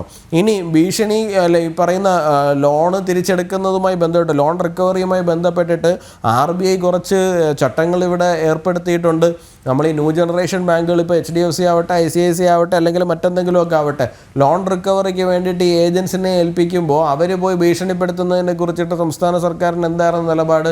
ഇപ്പോൾ പോലീസ് അങ്ങനെ ആരെങ്കിലും ചെന്ന് ഭീഷണിപ്പെടുത്തി കഴിഞ്ഞാൽ ആ ഭീഷണിപ്പെടുത്തുന്നവരുടെ, ഈ ലോൺ റിക്കവറി ഏജൻസിനോട് CC പിരിക്കാൻ ചെല്ലുന്നവരോട് പോലീസ് എന്ത് തരത്തിലുള്ള സമീപനമാണ് എടുക്കുന്നത്? അവരുടെ കോള് വരെ റെക്കോർഡഡ് ആയിരിക്കണം എന്നുള്ളതാണ്. കാരണം ഭീഷണിപ്പെടുത്തുന്നില്ല എന്നുള്ളത് ഉറപ്പുവരുത്താൻ വേണ്ടിയാണ്. കോള് വരെ റെക്കോർഡഡ് ആയിരിക്കണം എന്നുള്ളതാണ് അവരോട് പറഞ്ഞ്. റെസ്പെക്ട്ഫുൾ കണ്ടക്ട് എന്നാണ് പറഞ്ഞിരിക്കുന്നത്. Agents must avoid any form of intimidation, ഭീഷണി ഉണ്ടാകാൻ പാടില്ല, ഹറാസ്മെൻറ്റ് ഉണ്ടാകാൻ പാടില്ല, ഓർ ഇൻവേഷൻ ഓഫ് പ്രൈവസി, അവരുടെ പ്രൈവസിയെ ബ്രീച്ച് ചെയ്യുന്ന തലത്തിലേക്ക് കയറി ചെന്നിട്ട് അവരുടെ വീട്ടിൽ കയറി ചെന്ന് വേറൊരു തലത്തിലുള്ള ഇടപെടലുകൾ ഉണ്ടാകരുതെന്നാണ്. ഇവിടെ 3 വണ്ടിയിൽ ആൾ പോയിട്ട് വീട്ടിൽ ഭർത്താവില്ലാത്ത സമയത്ത് ഒരു സ്ത്രീയെ വിളിച്ചിറക്കി നിർത്തി ഭീഷണിപ്പെടുത്തുന്നത് ഏത് തരത്തിലാണ് ഈ പറയുന്ന ചട്ടങ്ങൾക്കകത്ത് നിന്നുകൊണ്ടുള്ള പ്രവർത്തനമാകുന്നത്? അപ്പോൾ CPM നടത്തുന്ന ബാങ്കാകുമ്പോൾ CPM-ൻ്റെ ഏരിയ സെക്രട്ടറിമാരുടെ, ലോക്കൽ സെക്രട്ടറിമാരുടെയൊക്കെ തണലിലും സംരക്ഷണത്തിലും നിന്ന് പ്രവർത്തിക്കുമ്പോൾ സാധാരണക്കാരോട് ഏത് തലത്തിലുമുള്ള പെരുമാറ്റമാകാമെന്നാണോ ഇവർ കരുതി വെച്ചിരിക്കുന്നത്? അപ്പോൾ തീർച്ചയായിട്ടും അത്തരം കാര്യങ്ങൾ ഈ പറയുന്ന ആത്മഹത്യകളിലേക്ക് തന്നെ പോയി നിൽക്കുകയാണ്. ഇപ്പോൾ കഴിഞ്ഞ ഒരു 3-4 മാസം എടുത്തു കഴിഞ്ഞാൽ, കഴിഞ്ഞ 1 വർഷം എടുത്തു കഴിഞ്ഞാൽ CPM കാരണം ആത്മഹത്യ ചെയ്ത മനുഷ്യരുടെ എണ്ണം എത്രയാണെന്ന് നമ്മൾ നോക്കി നോക്കണം. CPM കാരണം ആത്മഹത്യ ചെയ്യുന്നത്. അപ്പോൾ കരുവന്നൂരിലായാലും ശരി തന്നെയാണ്, കഴിഞ്ഞ ദിവസം കട്ടപ്പനയിലായാലും ശരി തന്നെയാണ്, ഇപ്പോൾ അതേ വീണ്ടും ഈ പറയുന്ന ബാങ്കിലായിരുന്നാലും ശരി തന്നെയാണ്. ഇത് 1 ആയിക്കോട്ടെ, 2 ആയിക്കോട്ടെ, 3 ആയിക്കോട്ടെ, അല്ലെങ്കിൽ അതിന് മുകളിലോട്ടായിക്കോട്ടെ, എന്താണ് ഈ നാട്ടിൽ സംഭവിച്ചുകൊണ്ടിരിക്കുന്നത്? ജനങ്ങളുടെ ജീവനും സ്വത്തിനും സംരക്ഷണം നൽകാൻ വേണ്ടിയിട്ടല്ലേ ഒരു സംസ്ഥാന സർക്കാരിനെ തിരഞ്ഞെടുക്കുന്നു, ആ സംസ്ഥാന സർക്കാർ നാട് ഭരിക്കുന്നതും. അപ്പോൾ ആ സംസ്ഥാന സർക്കാരിൻ്റെ ഭാഗത്ത് നിന്ന് തന്നെ, ആ സംസ്ഥാന സർക്കാരിനെ ഭരിക്കുന്ന പാർട്ടിയുടെ ഭാഗത്ത് നിന്ന് തന്നെ ആ ഭരണത്തിൻ്റെ തണലിൽ നിന്നുകൊണ്ട് ഇത്തരത്തിലുള്ള പ്രവർത്തനങ്ങൾ ഉണ്ടാകുന്ന സമയത്ത് ജനങ്ങൾ ആരോടാണ് പോയിട്ട് പരാതി പറയേണ്ടത്? ആരാണ് അവരെ സംരക്ഷിക്കേണ്ടത്? പോലീസുകാർക്ക് അതിനകത്ത് ഇടപെടാൻ സാധിക്കുന്നുണ്ട്? ആർക്കും ഇടപെടാൻ സാധിക്കുന്നില്ല എന്നുള്ളതാണ് നമ്മൾ കണ്ടുവരുന്നത്. ഇപ്പോൾ ശ്രീ സേനാപതി വേണു നവീൻ ബാബുവിൻ്റെ കാര്യം പറഞ്ഞു. ADM ആയിരുന്നു. ഒരു ADMന് പോലും ഇവിടെ പിടിച്ചു നിൽക്കാൻ പറ്റുന്നില്ല CPMൻ്റെ ഭീഷണിക്ക് മുമ്പിൽ, CPMൻ്റെ നേതാക്കളുടെ ഭീഷണിക്ക് മുമ്പിൽ. അവർ പോലും ഭയന്ന് ആത്മഹത്യ ചെയ്യേണ്ടുന്ന സാഹചര്യമാണ് നമ്മുടെ സംസ്ഥാനത്ത് നിലനിൽക്കുന്നത്. ഇത് സംസ്ഥാന സർക്കാരും CPMും ഒരു പുനർവിചിന്തനം നടത്തിയില്ല എന്നുണ്ടെങ്കിൽ ഇത് ജനങ്ങളുടെ കാര്യമാണ് സാർ, അത് വലിയ കഷ്ടത്തിലാണ്. അതെ, അതിൽ ഏറ്റവും ദയനീയമെന്ന് പറയുന്നത് ഓരോ മരണം ആവർത്തിക്കപ്പെടുമ്പോഴും ഇരയ്ക്കൊപ്പം എന്ന് പറയുന്ന ഏറ്റവും അപഹാസ്യമായ വാചകങ്ങൾ കൂടിയാണ്. ശ്രീ സേനാപതി വേണു, ഏറ്റവും അധികം വിവാദങ്ങൾ ഉണ്ടായിരിക്കുന്നത് CPM ഭരിക്കുന്ന സഹകരണ സംഘങ്ങളിൽ നിന്നാണ്. കരുവന്നൂരിൽ തുടങ്ങി ഇപ്പോൾ ഏറ്റവും ഒടുവിലായി ആലപ്പുഴയിലെ സഹകരണ സൊസൈറ്റി വരെ എത്തി നിൽക്കുന്നു. ഇതിൽ നിരവധി മരണങ്ങളും. എന്തുകൊണ്ടാണ് സഹകരണ സ്ഥാപനങ്ങൾ ഇത്തരത്തിൽ കെടുകാര്യസ്ഥതയുടെ ഒരു വിളനിലമാകുന്നത് എന്ന് പരിശോധിക്കുമ്പോൾ ഏറ്റവും ആദ്യം വരുന്ന ഒരു പ്രധാനപ്പെട്ട വസ്തുത എന്ന് പറയുന്നത് അനധികൃത വായ്പകൾ തന്നെയാണ്. ഈ അനധികൃത വായ്പകളൊക്കെ ഭരണസമിതി അംഗങ്ങൾ ഇടപെട്ടാണ് നടത്തുന്നത് എന്നും ഈ പണമൊക്കെ എങ്ങോട്ടേക്കാണ് പോകുന്നത് എന്നുള്ളതും വ്യക്തമാണ്. അതോടൊപ്പം തന്നെ ഈ ഭരണസമിതിയിൽ കയറിപ്പറ്റുന്ന രാഷ്ട്രീയക്കാർ, ഭരണസമിതിയിൽ കയറിപ്പറ്റുന്നതിന് വേണ്ടി തെരഞ്ഞെടുപ്പ് മുതൽ നടത്തുന്ന കുതന്ത്രങ്ങൾ, ഓഡിറ്റിങ്ങിൽ കൃത്യമായി ഒരു സഹകരണ സംഘം സ്ഥാപനം താഴേക്ക് പോകുന്നു എന്നുള്ള കണക്കുകൾ വന്നാൽ പോലും അത് ആദ്യ ഘട്ടം തുടങ്ങി അവസാന നിമിഷം വരെ മറച്ചു വയ്ക്കാൻ കാണിക്കുന്ന സമ്മർദ്ദ തന്ത്രം, ഇതൊക്കെ തന്നെയല്ലേ ഇത്ര വലിയ ഒരു മേഖലയ്ക്ക് സംഭവിച്ചിരിക്കുന്ന ഈ ഒരു കുത്തഴിഞ്ഞ സാഹചര്യത്തിലേക്ക് കൊണ്ടുചെന്നെത്തിച്ചത്? തീർച്ചയായും രോഹിണി, അത് വളരെ വിശദമായിട്ട് നമ്മൾ ചർച്ച ചെയ്യേണ്ട ഒരു കാര്യമാണ്. ഞാൻ അതിനു മുമ്പ് ബഹുമാന്യായ ശ്രീ ബൽദേവ് സാർ പറഞ്ഞതിന് അതിനെ ഞാൻ തിരുത്തുകയല്ല, പക്ഷേ ഒരു യാഥാർത്ഥ്യം. ഇവിടെ 262ഓളം സഹകരണ ബാങ്കുകളിൽ ക്രമക്കേടുണ്ട് എന്നുള്ളതാണ് സഹകരണ വകുപ്പ് മന്ത്രി ശ്രീ VN വാസവൻ നിയമസഭയിൽ പറഞ്ഞ് പുറത്തു വന്നിരിക്കുന്ന ഒരു കണക്ക്. അതിനകത്ത് ശ്രീ ബൽദേവ് സാർ മനസ്സിലാക്കേണ്ട ഒരു കാര്യം എന്ന് പറഞ്ഞാൽ, ഈ ബാങ്കുകളെ സംബന്ധിച്ച് എനിക്ക് നേരിട്ടറിയാവുന്ന ഒരു ബാങ്കിന്റെ പേര് ഞാൻ പറയുന്നില്ല, അവിടുത്തെ ക്രമക്കേടായിട്ട് ഓഡിറ്റ് കണ്ടെത്തിയിരിക്കുന്നു എന്ന് പറഞ്ഞാൽ ജീവനക്കാർക്ക് കൂടുതൽ തുക ശമ്പളമായിട്ട് കൊടുത്തിരിക്കുന്നു എന്നുള്ളത്. അപ്പോ ഈ 262 ബാങ്കുകളെ കുറിച്ചും വന്നിരിക്കുന്നത് എന്ന് പറഞ്ഞാൽ അതിൽ 200 UDF ഭരിക്കുന്നതാണ് എന്ന് അങ്ങ് പറഞ്ഞു. അത് സാമ്പത്തിക തട്ടിപ്പോ സാമ്പത്തിക ക്രമക്കേടോ അല്ല, മറിച്ച് ഈ രീതിയിലുള്ള ഓഡിറ്റ് ഒബ്ജക്ഷനുകളെല്ലാം അത് ഒരു കണക്കാക്കിയെടുത്ത് അത് നിയമസഭയിൽ അവതരിപ്പിച്ചതാണ്. മറിച്ച് നമ്മുടെ യഥാർത്ഥ വിഷയം എന്താണ്? ഇവിടെ കണ്ടല പോലെ അല്ലെങ്കിൽ കരുവന്നൂർ പോലെ വലിയ ക്രമക്കേടുകൾ നടന്നിട്ടുള്ള ബാങ്കുകൾ, ഈ ബാങ്കുകളിലെ തുക എങ്ങോട്ട് പോകുന്നു എന്നുള്ളതാണ് നമ്മൾ പരിശോധിക്കേണ്ടത്. ഞാൻ കട്ടപ്പന റൂറൽ സർവീസ് സഹകരണ ബാങ്കിനെ തന്നെ ഉദാഹരണമായിട്ട് ഞാൻ രോഹിണിയോട് പറയാം. 2005 ഞങ്ങൾ, അതായത് UDF ആണ് ബാങ്ക് രൂപം കൊടുത്തതും ശ്രീ ജോയി പെരുന്നോലി എന്ന് പറയുന്ന ആളായിരുന്നു ആ ബാങ്കിന്റെ ദീർഘകാലത്തെ പ്രസിഡന്റ്. 2015-16 കൂടി കേരള കോൺഗ്രസ് പാർട്ടി അപ്പുറത്തേക്ക് പോവുകയും 3 മെമ്പർമാർ അങ്ങോട്ട് പോയി. അതിനുശേഷം നടന്ന തെരഞ്ഞെടുപ്പിൽ എല്ലാ സഹകരണ ബാങ്കിലും നടത്തുന്ന തെരഞ്ഞെടുപ്പ് പോലെ CPM അത് പിടിച്ചെടുക്കുന്നു. ഞാൻ അതുകൂടി ഒന്ന് പറഞ്ഞില്ലായെങ്കിൽ, ഈ സമീപകാലത്ത് പത്തനംതിട്ട ജില്ലയിൽ മാത്രം, അതിൽ അടൂർ അസംബ്ലി നിയോജക മണ്ഡലത്തിൽ 5, പത്തനംതിട്ട ജില്ലയിൽ മാത്രം 23 സർവീസ് സഹകരണ ബാങ്കാണ് CPM പിടിച്ചെടുത്തത്. അതിൽ തുമ്പമൺ എന്ന് പറയുന്ന ഒരു ബാങ്കിൽ നടന്ന തെരഞ്ഞെടുപ്പും അവിടെ അക്ഷരാർത്ഥത്തിൽ പിടിച്ചെടുക്കല് അതാണ് നടന്നത്. ഏറ്റവും അവസാനം ചേവായൂരിൽ നമ്മൾ കണ്ടു. കോഴിക്കോട് 100 വർഷം പഴക്കമുള്ള ഒരു ബാങ്കാണ്, 35,000-ഓളം അംഗങ്ങളുള്ളത്, കോടാനുകോടികളുടെ നിക്ഷേപമുള്ളത്. അപ്പൊ 4 പേര് കോൺഗ്രസിൽ നിന്ന് റിബലായി. ഞാൻ അതിന്റെ രാഷ്ട്രീയമല്ല പറഞ്ഞത്. ആ ബാങ്ക് ഹൈക്കോടതി കൊടുത്ത പോലീസ് പ്രൊട്ടക്ഷൻ പോലും ഫലപ്രദമായി നടപ്പിലാക്കാതെ ആ ബാങ്ക് CPM പിടിച്ചെടുത്തു. ഞാൻ പറഞ്ഞതുപോലെ ഈ കട്ടപ്പനയിലെ ബാങ്കും CPM പിടിച്ചെടുത്തതാണ്. ഈ പിടിച്ചെടുക്കലിന് ശേഷം എന്താണ് സംഭവിച്ചത്? ഇപ്പൊ കഴിഞ്ഞ ദിവസം സാബുവിന്റെ ഭാര്യ, ഈ ചാനലിലാണോന്ന് എനിക്കില്ല, മറ്റൊരു ചാനൽ, കോൺഗ്രസ് ഭരിക്കുന്ന കാലം വരെ ഞങ്ങൾക്ക് കൃത്യമായി നിക്ഷേപം തിരികെ കിട്ടുന്നുണ്ടായിരുന്നു, പലിശയും കിട്ടുന്നുണ്ടായിരുന്നു. ഇവിടെ സംഭവിച്ചത് എന്താ? ഇന്നലെ കഴിഞ്ഞ ദിവസം ഈ സാബുവിന്റെ മരണത്തിന് ശേഷം അവിടുത്തെ ബാങ്ക് അതോറിറ്റീസ് അവരുടെ ഒരു പത്രസമ്മേളനം കണ്ടു. ഈ ബാങ്ക് 20 കോടി രൂപ നഷ്ടത്തിലേക്കാണ് പോയത്. ആ ചോദ്യമാണ് രോഹിണി ചോദിച്ചത്. എങ്ങനെയാ ബാങ്ക് നഷ്ടത്തിലേക്ക് പോകുന്നത്? ഒന്ന്, പര്യാപ്തമായ രീതിയിൽ അല്ലെങ്കിൽ ആവശ്യത്തിന് രീതിയിലുള്ള സെക്യൂരിറ്റികൾ മേടിക്കാതെ 5 ലക്ഷം രൂപ വിലയുള്ള സ്ഥലത്തിന് 2.5 ലക്ഷം ലോൺ കൊടുക്കാൻ പറ്റത്തുള്ളൂ. കാരണം ഇത് റിക്കവറി ചെയ്യണം. അപ്പൊ 5 ലക്ഷം രൂപ വിലയുള്ള സ്ഥലത്തിന് 50 ലക്ഷം ലോൺ കൊടുക്കുന്നു, അത് റിക്കവർ ചെയ്യാൻ പറ്റത്തില്ല. അതാണ് കട്ടപ്പന പോലെ അല്ലെങ്കിൽ CPM ഭരിക്കുന്ന ബാങ്കുകളെല്ലാം നടക്കുന്നത്. പിന്നീട് കോൺഗ്രസിന്റെ കയ്യിൽ നിന്ന് പിടിച്ചെടുക്കുന്ന ഈ ബാങ്കുകളിൽ ഇവർ നടത്തുന്ന ഒരു തന്ത്രം എന്താണെന്ന് അറിയോ? നാട്ടിലുള്ള മുഴുവൻ ആളുകൾക്കും മെമ്പർഷിപ്പ് കൊടുക്കുക. കാരണം മെമ്പർഷിപ്പിലൂടെയാണല്ലോ പുതിയ ആളുകൾ വോട്ട് ചെയ്യാൻ വരുന്നത്. ഈ മെമ്പർഷിപ്പ് കൊടുത്ത ആളുകൾക്കെല്ലാം മറ്റ് സഹകാരികൾ കൊണ്ടിട്ടിരിക്കുന്ന നിക്ഷേപങ്ങൾ ഒരു മാനദണ്ഡവുമില്ലാതെ 25,000 50,000 ആൾ ജാമ്യത്തിന്റെ പേരിൽ ഇതൊരാളും തിരിച്ചടയ്ക്കുന്നില്ല. അപ്പൊ കട്ടപ്പന റൂറൽ ഡെവലപ്മെന്റ് ബാങ്കിൽ ഉണ്ടായ ദുരന്തം എന്ത് എന്ന് ചോദിച്ചാൽ, CPM ഈ ബാങ്ക് കിട്ടിയപ്പോൾ ഈ ബാങ്കിൽ നിക്ഷേപങ്ങൾ കോടിക്കണക്കിനിരിക്കുകയാണ്. പാർട്ടി സഖാക്കന്മാർക്ക് മുഴുവൻ ലോണുകൾ കൊടുത്തു, അവരാരും തിരിച്ചടയ്ക്കുന്നില്ല. ഇവിടെ സൂചിപ്പിച്ച പോലെ 4-5 പുതിയ നിയമനങ്ങൾ നടത്തുന്നു, അവർക്ക് ശമ്പളം കൊടുക്കണം, പുതിയ വളക്കടകൾ തുറക്കുന്നു, സംരംഭങ്ങൾ തുറക്കുന്നു, ഇതിലേക്കൊക്കെ പണം ഇൻവെസ്റ്റ് ചെയ്യുന്നു. അതൊക്കെ സെയിൽസ്മാൻമാർ ഒരു ഭാഗത്തോടെ കൊണ്ടുപോകുന്നു, മറ്റൊരു രീതിയിൽ നഷ്ടം. 20 കോടിയുടെ നഷ്ടത്തിൽ ബാങ്ക് എത്തിയിരിക്കുന്നു. ഇത് തന്നെയാണ് കേരളത്തിലെ പല സർവീസ് സഹകരണ ബാങ്ക്. ഇവിടെ യുവരാജ് ഗോകുൽ ചൂണ്ടിക്കാണിച്ച ഒരു കാര്യം, കരുവന്നൂർ ബാങ്ക് പൊളിയാൻ കാരണം എന്താ?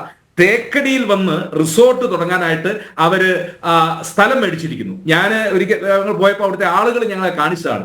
വലിയൊരു കെട്ടിടത്തിന്റെ എന്താ പറഞ്ഞ അതിന്റെ സ്ട്രക്ചർ പണി തുടങ്ങിയിട്ടേ ഉള്ളൂ. ഭയങ്കര രീതിയിലുള്ള കെട്ടിടം പണിതി, കോടിക്കണക്കിന് രൂപ ഇൻവെസ്റ്റ് ചെയ്തിരിക്കുന്നു. അതിന് അനുമതിയില്ല, ഒന്നുമില്ല, അത് അവിടെ നിൽക്കുന്നു. അവർ തേക്കടിയിൽ നിന്ന് ശേഷം മൂന്നാറിൽ പുതിയ റിസോർട്ട് തുടങ്ങാനായിട്ട് അവിടെ പണം ഇൻവെസ്റ്റ് ചെയ്തു. ഈ ഇൻവെസ്റ്റ് ചെയ്ത പണമൊക്കെ മുമ്പ് സൂചിപ്പിച്ച പോലെ ഈ ചാനലിൽ വന്ന് ജോഷി എന്ന് പറയുന്ന ഒരു നിക്ഷേപകനുണ്ടല്ലോ, CPM-ന്റെ ദീർഘകാലം ബ്രാഞ്ച് സെക്രട്ടറിയും CPM പാർട്ടിക്ക് വേണ്ടി സിന്ദാബാദും. കാരണം കരുവന്നൂർ ബാങ്കിലെ ബഹുഭൂരിപക്ഷം നിക്ഷേപകരും CPM-ന്റെ ആളുകളാണ്. അവരുടെയൊക്കെ കരച്ചിൽ നമ്മൾ കേട്ടതാണല്ലോ. അപ്പൊ ഒരു മാനദണ്ഡവും ഇല്ലാതെ CPM ഭരിക്കുന്നു എന്ന കാരണത്താൽ ഇവരെല്ലാം ഈ പണം ഇങ്ങനെ അനധികൃതമായി ലോൺ കൊടുത്ത്, ഞാൻ തൊടുപുഴയിൽ ഒരു അർബൻ ബാങ്ക് CPM ഭരിക്കുന്നതാണ്, അവിടെ വന്നിരിക്കുന്ന ഒരു ക്രമക്കേട് എന്താണെന്നറിയോ? പാടം, അതായത് നിലത്തിന് ലോൺ കൊടുക്കാൻ പറ്റത്തില്ല. ഒന്ന്, ആ നിലം പുരയിടം എന്നാക്കി എഴുതിയിട്ട് ഏക്കറിന് ഒരു 2 ലക്ഷം ഇല്ല 5 ലക്ഷം രൂപ, കാരണം കൃഷിക്ക് മാത്രമേ ആ വിലയുള്ളത്, അതിന് 50 ലക്ഷം രൂപ മാർക്കറ്റ് വാല്യൂ കാണിച്ച് ആ സ്ഥലത്തിന്റെ പേരിൽ 4-5 ലോൺ എടുത്തിരിക്കുക, 2 കോടി വരെ ലോൺ എടുത്തിരിക്കുക. ഈ സ്ഥാപനം തകർന്ന് തരിപ്പണമായിരിക്കുക. ഇത് CPM കേരളത്തിൽ വ്യാപകമായി, ഇപ്പൊ കോൺഗ്രസിന്റെ ഉണ്ടോ എന്ന് ചോദിച്ചാൽ ഉണ്ടായിരിക്കാം. ഞാൻ പറയുന്നത് സമഗ്രമായ ഒരു അന്വേഷണം ഗവൺമെന്റിന്റെ ഭാഗത്തുനിന്നുണ്ട്. അടുത്തത് ഒരു കാര്യം കൂടെ പറഞ്ഞ് ഞാൻ അവസാനിപ്പിക്കാം രോഹിണി. അടുത്തത് സ്വർണം പണയം വെക്കലാണ്. ഈ സ്വർണം പണയം വെച്ച് ആളുകൾ ഒരു പണയം തിരിച്ചെടുക്കുന്ന 2 കൊല്ലം 3 കൊല്ലം ഒക്കെ കഴിയുമ്പോഴത്തേക്കായിരിക്കും. ആ സമയത്തിനുള്ളിൽ ഇതിൽ മുക്കുവണ്ടമാക്കിക്കൊണ്ട് ഈ സ്റ്റാഫും പാർട്ടിക്കാരനും എത്രയോ സ്ഥലങ്ങളിൽ ഈ സ്വർണം അടിച്ചു മാറ്റിയിരിക്കുന്ന കാഴ്ച നമ്മൾ കണ്ടുകൊണ്ടിരിക്കുക. ഇപ്പൊ വയനാട്ടിൽ പുൽപ്പള്ളിയിലെ കാര്യം പറഞ്ഞു, അവിടെ KM എബ്രാഹിമിനെ അറസ്റ്റ് ചെയ്തു. അവിടെ ആ ബാങ്കിൽ മൊത്തം ഉണ്ടായിരിക്കുന്ന ക്രമക്കേട് 30 ലക്ഷം. ഞാൻ 30 ലക്ഷം ഒരു ചെറിയ തുകയല്ല. ഏത് ബാങ്ക് കേരളത്തിൽ അതുകൊണ്ട് സമഗ്രമായി ഈ സഹകരണ മേഖലയിൽ ഒരു അന്വേഷണം നടക്കും. ആ അന്വേഷണത്തിൽ ഏതൊക്കെ ബാങ്കിലാണ് പര്യാപ്തമായ സെക്യൂരിറ്റി ഇല്ലാതെ ലോണുകൾ കൊടുത്തിരിക്കുന്നത്, ഇല്ലെങ്കിൽ സ്ഥലത്തിന്റെ മൂല്യം കൂട്ടിക്കാണിച്ചുകൊണ്ട് എവിടെയൊക്കെയാണ് ലോൺ കൊടുത്തത്. ഞാൻ സഹകരണ ബാങ്കിന്റെ ലീഗൽ അഡ്വൈസറായിട്ട് ഒരു 5-6 ബാങ്കിന്റെ ലീഗൽ അഡ്വൈസറായിട്ട് പ്രവർത്തിക്കുന്ന ഒരാളാണ്. അതുകൊണ്ട് എനിക്ക് വളരെ കൃത്യമായിട്ട് അറിയാം ഇതിന്റെ അകത്ത് നടത്തുന്ന ക്രമക്കേട്. അപ്പൊ നമ്മളിത് സമ്മതിക്കാതെ വന്നു കഴിഞ്ഞാൽ, സെക്രട്ടറിയും പ്രസിഡന്റും കൂടെ ഒത്തുകഴിഞ്ഞാൽ ഏത് ബാങ്കിനെയും തകർക്കാൻ പറ്റും. കാരണം അതിനകത്ത് വേറൊന്നും നമുക്ക് ചെയ്യാനായിട്ട് പറ്റത്തില്ല. കാരണം സ്ഥലത്തിന്റെ വാല്യൂ നിശ്ചയിക്കാൻ പോകുന്ന ഇവരാണ്. പക്ഷേ ഞാൻ പറഞ്ഞത്, ഒരു വാല്യൂമില്ലാത്ത പുറമ്പോക്ക് സ്ഥലങ്ങളൊക്കെ അത് വാല്യുവേറ്ററെ കൊണ്ടുവന്നില്ലെങ്കിൽ ഇവർ പോയി വാല്യുവേഷൻ നടത്തി അതിന് കോടിക്കണക്കിന് രൂപ മൂല്യമുണ്ടെന്ന് പറഞ്ഞ് ഈ സ്ഥലം കൊടുക്കുക. അങ്ങനെ ഡെഡ് അസറ്റ് ആയിട്ട് കിടക്കുന്നത്. അപ്പൊ ഞാൻ പറയുന്നത്, കേരളത്തിലെ ഏതാണ്ട് 16,000-ഓളം വരുന്ന ബാങ്കുകൾ അതിൽ ലോൺ കൊടുക്കുന്നത് ഇവിടെ ബൽദേവ് സച്ചിദാനന്ദ പറഞ്ഞ 9,000 ഈ ബാങ്കുകളെ കുറിച്ച് സമഗ്രമായ ഒരു അന്വേഷണം ഗവൺമെന്റ് നടത്തട്ടെ. ആരാണ് വ്യാജ വായ്പകൾ കൊടുത്തിട്ടുള്ളത്, ആരാണ് നിക്ഷേപകരുടെ പണം അനധികൃതമായിട്ട് കൊണ്ടുപോയിട്ടുള്ളത്, ഇത് അന്വേഷിച്ച് പുറത്തു വരട്ടെന്നേ. ഇത് അന്വേഷിച്ച് പുറത്തു വരാതെ കഴിഞ്ഞ ദിവസം ആലപ്പുഴ ജില്ലയിൽ മൂപ്പത്തടം എന്ന് പറയുന്ന ഒരു ബാങ്കിന്റെ ബ്രാഞ്ച് 15 കോടിയുടെ കെട്ടിടം ഉദ്ഘാടനം, സ്ഥലത്തിന്റെ പേര് അങ്ങനെയാണെന്നാണ് എന്റെ ഓർമ്മ, മൂപ്പത്തടം, അവിടെ ഉദ്ഘാടനം ചെയ്തുകൊണ്ട് ശ്രീ പിണറായി വിജയൻ പ്രസംഗിച്ചെന്താ, സർവീസ് സഹകരണ ബാങ്കുകൾ നിക്ഷേപിച്ച് ഒരാളുടെയും പൈസ പോകത്തില്ല. പിന്നെ എന്തിനാ സാബു ആത്മഹത്യ ചെയ്യേണ്ടി വന്നത്? ഇല്ലെങ്കിൽ കരുവന്നൂരിൽ മറ്റു പലരും ഈ ബാങ്കുകൾ കയറി ഇറങ്ങിക്കൊണ്ട് ഇരിക്കേണ്ട കാര്യം എന്താ? അപ്പം വലിയ ക്രമക്കേടുകൾ കേരളത്തിലെ സഹകരണ ബാങ്കുകളിൽ നടന്നിരിക്കുന്നു. ഇതിനെക്കുറിച്ച് സമഗ്രമായ ഒരു അന്വേഷണം സംസ്ഥാന ഗവൺമെന്റ് നടത്തണം. അപ്പോ ബൽദേവ് പറഞ്ഞതുപോലെ ഈ കോൺഗ്രസ്സുകാരൻ പങ്കാളിയാണെങ്കിൽ അവൻ പിടിക്കപ്പെടണം, BJP-കാരനാണെങ്കിൽ അവൻ പിടിക്കപ്പെടണം, RSS-കാരനാണെങ്കിൽ അവൻ പിടിക്കപ്പെടണം, കേരള കോൺഗ്രസ്സുകാരനാണെങ്കിൽ അവൻ പിടിക്കപ്പെടണം, കമ്മ്യൂണിസ്റ്റുകാരനാണെങ്കിൽ അവനും പിടിക്കപ്പെടണം. അപ്പോ ഇത് ഗവൺമെന്റിന്റെ കണ്ണു തുറപ്പിക്കേണ്ട ഒരു കാര്യമാണ്. ഇവിടെ 2 ആത്മഹത്യ സർവീസ് സഹകരണ ബാങ്കിൽ, ഒന്ന് നിക്ഷേപകന്റെ ആത്മഹത്യ, ഒന്ന് വായ്പക്കാരന്റെ ആത്മഹത്യ. എന്തുകൊണ്ട് ഇതുണ്ടാകുന്നു? എന്തുകൊണ്ട് സഹകരണ ബാങ്കുകൾ തകരുന്നു? ആ കാര്യം ഇപ്പൊ ബൽദേവ് പറഞ്ഞൊരു കാര്യം ശരിയാ, 3%. പക്ഷെ 3% എന്ന് പറഞ്ഞ് നിങ്ങൾ മനസ്സിലാക്കേണ്ടത് 10,000 ബാങ്ക് എന്ന് വരുമ്പോഴത്തേക്കും 300 എണ്ണത്തിന്റെ ഇത് വരികയില്ലേ ഇതിനകത്ത്. അപ്പോ ഇത് വന്നു കഴിയുമ്പോഴത്തേക്കും എത്രയോ പാവങ്ങളുടെ ലോണുകളാണ് പോയിരിക്കുന്നത്, എത്രയോ ആളുകൾക്ക് കിട്ടാനുള്ള അവരുടെ നിക്ഷേപങ്ങളാണ് നഷ്ടപ്പെടുന്നത്. അപ്പോൾ ഈ 3% എന്നുള്ളത് സാങ്കേതികമായ ഒരു ചെറിയ കണക്കാണെങ്കിലും അതിൽ ഡിപ്പോസിറ്റ് ചെയ്തിരിക്കുന്നത് ആയിരങ്ങളോ ലക്ഷങ്ങളോ ആണ്. അപ്പൊ സമഗ്രമായ ഒരു അന്വേഷണം ഈ കാര്യത്തിൽ ഉണ്ടാകണം. ഉണ്ടായെങ്കിൽ മാത്രമേ സഹകരണ മേഖലയിൽ നടക്കുന്ന ഈ അപഹരണം, അതാരാണ് അതിന്റെ പിന്നിലെങ്കിലും, അത് X ആകട്ടെ, Y ആകട്ടെ, അത് UDF ആയിക്കോട്ടെ, ഇനി LDF ആണ്, ഇതാരാണെങ്കിലും ഇത് പുറത്തു കൊണ്ടുവരണം. ഇത് പുറത്തു കൊണ്ടുവന്നെങ്കിൽ മാത്രമേ കേരളത്തിലെ സഹകരണ മേഖലയ്ക്ക് ഇനി മുന്നോട്ട് പോകാൻ പറ്റത്തുള്ളൂ. ശരി, പക്ഷേ ഈ സമഗ്രമായ അന്വേഷണം ആര് നടത്തുമെന്നുള്ളതാണ്. ഏറ്റവും ഒടുവിലായി ചെന്നെത്തി നിൽക്കുന്ന കണ്ണികൾ മന്ത്രിസഭയിലെ അംഗങ്ങളാകുമ്പോൾ പിന്നീട് എങ്ങനെയാണ് ഇതിൽ ആര് കണ്ണു തുറക്കും? സാധാരണക്കാരന്റെ കണ്ണടയുന്നത് മാത്രമേ നമ്മളിപ്പോൾ കാണുന്നുള്ളൂ. ശ്രീ ബൽദേവ് സച്ചിദാനന്ദൻ, ഇവിടെ സഹകരണ സ്ഥാപനങ്ങളിൽ ഭരണസമിതിയിൽ കയറി പറ്റുന്നതടക്കം തുടങ്ങുകയാണ് ആദ്യത്തെ കുതന്ത്രം മെനയൽ. അവിടെ ഭരണസമിതി ഏതു വിധേനയും പിടിച്ചെടുക്കുക.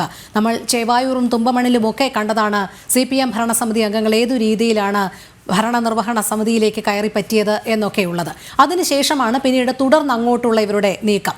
അനധികൃത വായ്പ എടുക്കുന്നതിൽ തുടങ്ങുന്നു. അനധികൃത വായ്പ താല്പര്യക്കാർക്ക് മുഴുവൻ നേരത്തെ പറഞ്ഞതുപോലെ കൃത്യമായ ഈടിൻ്റെ വില നിലവാരം ഇതൊന്നും കണക്കാക്കാതെയുള്ള വായ്പ നൽകുന്നു. അതിനുശേഷമാണ് ഈ രാഷ്ട്രീയ സ്വാധീനം ഉപയോഗിച്ച് ആരെയൊക്കെ ജോലിക്ക് എടുക്കണമോ അവരെയൊക്കെ സഹകരണ സ്ഥാപനങ്ങളിലേക്ക് കാശ് വാങ്ങി തന്നെ ജോലിക്ക് സ്വീകരിക്കുന്നു. പിന്നീട് ഇവർക്ക് കൊടുക്കാനുള്ള ശമ്പളമില്ലാതെ വലയുന്നു. ഇങ്ങനെ സർവത്ര അഴിമതിയിൽ മുങ്ങി നിൽക്കുകയാണ്. ഇവിടെ ആരാണ് ഒരു പുനർവിചിന്തനം നടത്തുക, അല്ലെങ്കിൽ ആരാണ് ഇതിനൊരു മാറ്റിമറിച്ചിൽ ഉണ്ടാകണമെന്ന് ചിന്തിക്കുക? കാരണം ഭരണത്തണലിൽ തന്നെയാണല്ലോ ഈ അഴിമതി മുഴുവൻ നടക്കുന്നത്. പറയാത്ത ഒരു കാര്യം കൂടിയുണ്ട്. മുഖപണ്ടം സ്വർണമാണെന്നാക്കി ഭരണസമിതി അറിഞ്ഞുകൊണ്ട് തന്നെ മുക്കുവട്ടം കൊണ്ടുവന്ന് സ്വർണ്ണമാക്കി വെച്ച് ലോൺ കൊടുത്ത സഹകരണ സംഘങ്ങളും ഉണ്ട്. ഇതിന്റെ പ്രധാന കാരണം നമുക്കറിയാം, ഗവൺമെന്റ് കേരളത്തിൽ മാറി മാറി വരും. ഈ സഹകരണ സ്ഥാപനങ്ങളിലെ ഓരോ കാര്യങ്ങളും എല്ലാ സ്ഥാപനങ്ങളെ പോലെ ആഡിറ്റ് ചെയ്യപ്പെടും. അതിന് ആഡിറ്റർമാർ നിയമിക്കും. ഈ ആഡിറ്റർമാർ വരുമ്പോൾ അവർ രാഷ്ട്രീയ സമ്മർദ്ദത്തിനോ ഭരണാധികാരികളുടെ സമ്മർദ്ദത്തിനോ വിധേയമാകും. അവർ കൃത്യമായിട്ട് ഈ വരവ് ചെലവ് കണക്കുകൾ പഠിക്കാതെ ആഡിറ്റ് ചെയ്തിട്ട് പോകുന്നു. അവരുടെ കുഴപ്പമല്ല, അവർക്ക് ചില സമ്മർദ്ദങ്ങൾ വരും. ആ സമ്മർദ്ദങ്ങൾക്ക് വിധേയമായി അവർ ചെയ്യേണ്ടി വരും. അപ്പോൾ ഒന്നാമതായിട്ട് ഈ സഹകരണ സ്ഥാപനങ്ങളിലെ ആഡിറ്റ് വ്യവസ്ഥ ആര് ഭരിക്കുന്നു അവർക്ക് അനുകൂലമായ രീതിയിലുള്ള ആഡിറ്റ് വ്യവസ്ഥയായിട്ട് പോകുന്നു. അപ്പോൾ തിരിച്ചൊരു ചോദ്യം വരാം, LDF ഭരിക്കുമ്പോൾ കോൺഗ്രസ് ഭരിക്കുന്ന സഹകരണ സംഘങ്ങളിലെ ആഡിറ്റ് കൃത്യമായിക്കൂടെ എന്നൊരു തിരിച്ചൊരു ചോദ്യം വരാം. അവിടെയും സംഭവിക്കുന്നില്ല. അവിടെയും ഈ സഹകരണ സ്ഥാപനങ്ങളിലെ ഭരണാധികാരികളോ ആഡിറ്റർമാരുമായിട്ട് ചേർന്ന് അവരെ അറിഞ്ഞോ അറിയാതെ അതിന് കൂട്ടുവന്നു പോകും. ഇതൊന്ന്. മറ്റൊന്ന്, ഇവിടെ പാർശ്വവർത്തികൾക്ക് ലോൺ കൊടുക്കുന്നു എന്ന് പറഞ്ഞു. ഞങ്ങളുടെ നാട്ടിലൊരു നോട്ടീസ് ഇറങ്ങിയിരുന്നു ഒരിക്കൽ. ജീവിതത്തിൽ വള്ളവും വലവും കണ്ടിട്ടില്ലാത്ത ഒരു കോൺഗ്രസിന്റെ ഒരു സംസ്ഥാന വനിതാ നേതാവിന് 10 ലക്ഷം രൂപയാണ് ഒരു സഹകരണ ബാങ്കിന് കൊടുത്തത്. അതിന് 30% സബ്സിഡിയാ. 7 ലക്ഷം രൂപ തിരിച്ചടച്ചാൽ മതി. വള്ളവും മലയും എന്നാണ്. കാര്യം ഇവിടെ കായലോര പ്രദേശങ്ങളുള്ളതുകൊണ്ട് വള്ളവും മലയും കൊടുത്ത ഒരു കോൺഗ്രസിന്റെ ബാങ്കാണ്. അപ്പൊ അദ്ദേഹം LDF എന്ന് പറഞ്ഞതുകൊണ്ട് ആ നോട്ടീസ് ഇപ്പോഴും എന്റെ കയ്യിൽ ഇരിപ്പുണ്ട്. 30% സബ്സിഡിയാണ്. അപ്പൊ ഈ രീതിയിൽ പാർശ്വവർത്തികൾക്ക് 2 കൂട്ടരും വാരിക്കോരി കൊടുക്കുന്നുണ്ട്. ലക്ഷക്കണക്കിന് രൂപ കൊടുക്കുന്നുണ്ട്. പിന്നെ പലിശ ഇല്ലാതെ കൊടുക്കുന്നുണ്ട്. പലിശ രഹിത ലോണുകൾ കൊടുക്കുന്നുണ്ട്. അവർക്ക് ഇഷ്ടമുള്ളവർക്കാണ് കൊടുക്കുക. എന്തിന്? ചില കാർഷിക ബാങ്കുകൾ ഇതൊന്നുമല്ല. വിത്ത്, വാഴ, വളം, ഇങ്ങനെ ഒരുപാട് സാധനങ്ങൾ വരുന്നുണ്ട്. ഇത് കിട്ടുന്ന ആർക്കാ? ആ സൊസൈറ്റിയിലെ അംഗങ്ങളോ അവരുടെ സുഹൃത്തുക്കൾക്ക് മാത്രമാണ്. ഈ കാർഷിക സഹകരണ സംഘങ്ങളുണ്ട്. ഇങ്ങനെ കൊടുക്കുന്ന തെങ്ങിന്റെ വിത്തുകളുണ്ട്, വാഴയുടെ വിത്തുകളുണ്ട്, അങ്ങനെ പലതും കൊടുക്കുന്നു. വളം കൊടുക്കുന്നുണ്ട്. ഇതെല്ലാം അവർ കുറച്ചുപേരെ വിധിച്ചെടുക്കുകയാണ്. അപ്പൊ യഥാർത്ഥത്തിൽ സഹകരണ മേഖലയിൽ പ്രവർത്തിക്കുന്ന അവരുടെ എന്താണോ സഹകരണ സംഘം കൊണ്ട് ഗവൺമെന്റ് ഉദ്ദേശിക്കുന്നത് ജനങ്ങളിലേക്ക് അതിന്റെ ഫലം എത്തുന്നില്ല. നേരത്തെ യുവരാജ് പോലും പറഞ്ഞതുപോലെ ഇതിലുള്ള ജനം അറിയാതെ പോകുന്ന ഒരു കാര്യം, പലരും പെൻഷൻ പറ്റുമ്പോൾ പണം കൊണ്ടുവന്ന് സഹകരണ ബാങ്ക് നിക്ഷേപിക്കും 40-50 ലക്ഷം രൂപ. ഇവർ മനസ്സിലാകാത്ത ഒരു കാര്യമുണ്ട്. നാഷണലൈസ്ഡ് ബാങ്കും സഹകരണ ബാങ്കും തമ്മിലുള്ള വ്യത്യാസം 1%, 1.5%. ഇപ്പൊ 1 ലക്ഷം രൂപ നിക്ഷേപിച്ചാൽ ഒരു വർഷം 1000 രൂപ അധികം കിട്ടും. ഇത് മോഹിച്ചാണ് പലരും ചെയ്യുന്നത്. അതാണ് അബദ്ധത്തിലേക്ക് പോകുന്നത്. അതുകൊണ്ട് ഇങ്ങനെയുള്ള സഹകരണ സ്ഥാപനങ്ങളിൽ എന്നെ കേൾക്കുന്നവർ, ഞാനൊരു ഇടതുപക്ഷ പ്രവർത്തകരാണെങ്കിൽ പോലും പരമാവധി ഇങ്ങനെയുള്ള നിക്ഷേപങ്ങൾ ഒഴിവാക്കുക. കാര്യം എപ്പോഴും അപകടങ്ങൾ സംഭവിക്കാതെ, ഇടതുപക്ഷമായാലും അത് UDF ഭരിക്കുന്നതായാലും BJP ഭരിക്കുന്ന സഹകരണ സ്ഥാപനങ്ങളിലുണ്ട്. നമുക്കറിയാം, MS കുമാർ പ്രസിഡന്റ് തിരുവനന്തപുരം ബാങ്കിലുണ്ടായ ഇഷ്യൂകൾ നമുക്കറിയാം. അപ്പൊ അതുകൊണ്ട് അതിലേക്ക് ഞാൻ കടന്നു പോകുന്നില്ല. പിന്നെ ഇവിടെ നേരത്തെ ഒരു ചർച്ചയുടെ കാര്യം പറഞ്ഞു. ഈ സാബു മരിക്കുന്ന ദിവസം ന്യൂസ് 24 ചാനലിൽ ഞാൻ ചർച്ചയിൽ പങ്കെടുത്തതാണ്. അവർ പറഞ്ഞത് കഴിഞ്ഞ വർഷം വരെ കൃത്യമായിട്ട് അവർക്ക് പൈസ തിരികെ നൽകുന്നുണ്ടായിരുന്നു. 85 ലക്ഷം രൂപയും 12 ലക്ഷം രൂപ കഴിച്ചുള്ള തുക കൊടുത്തു.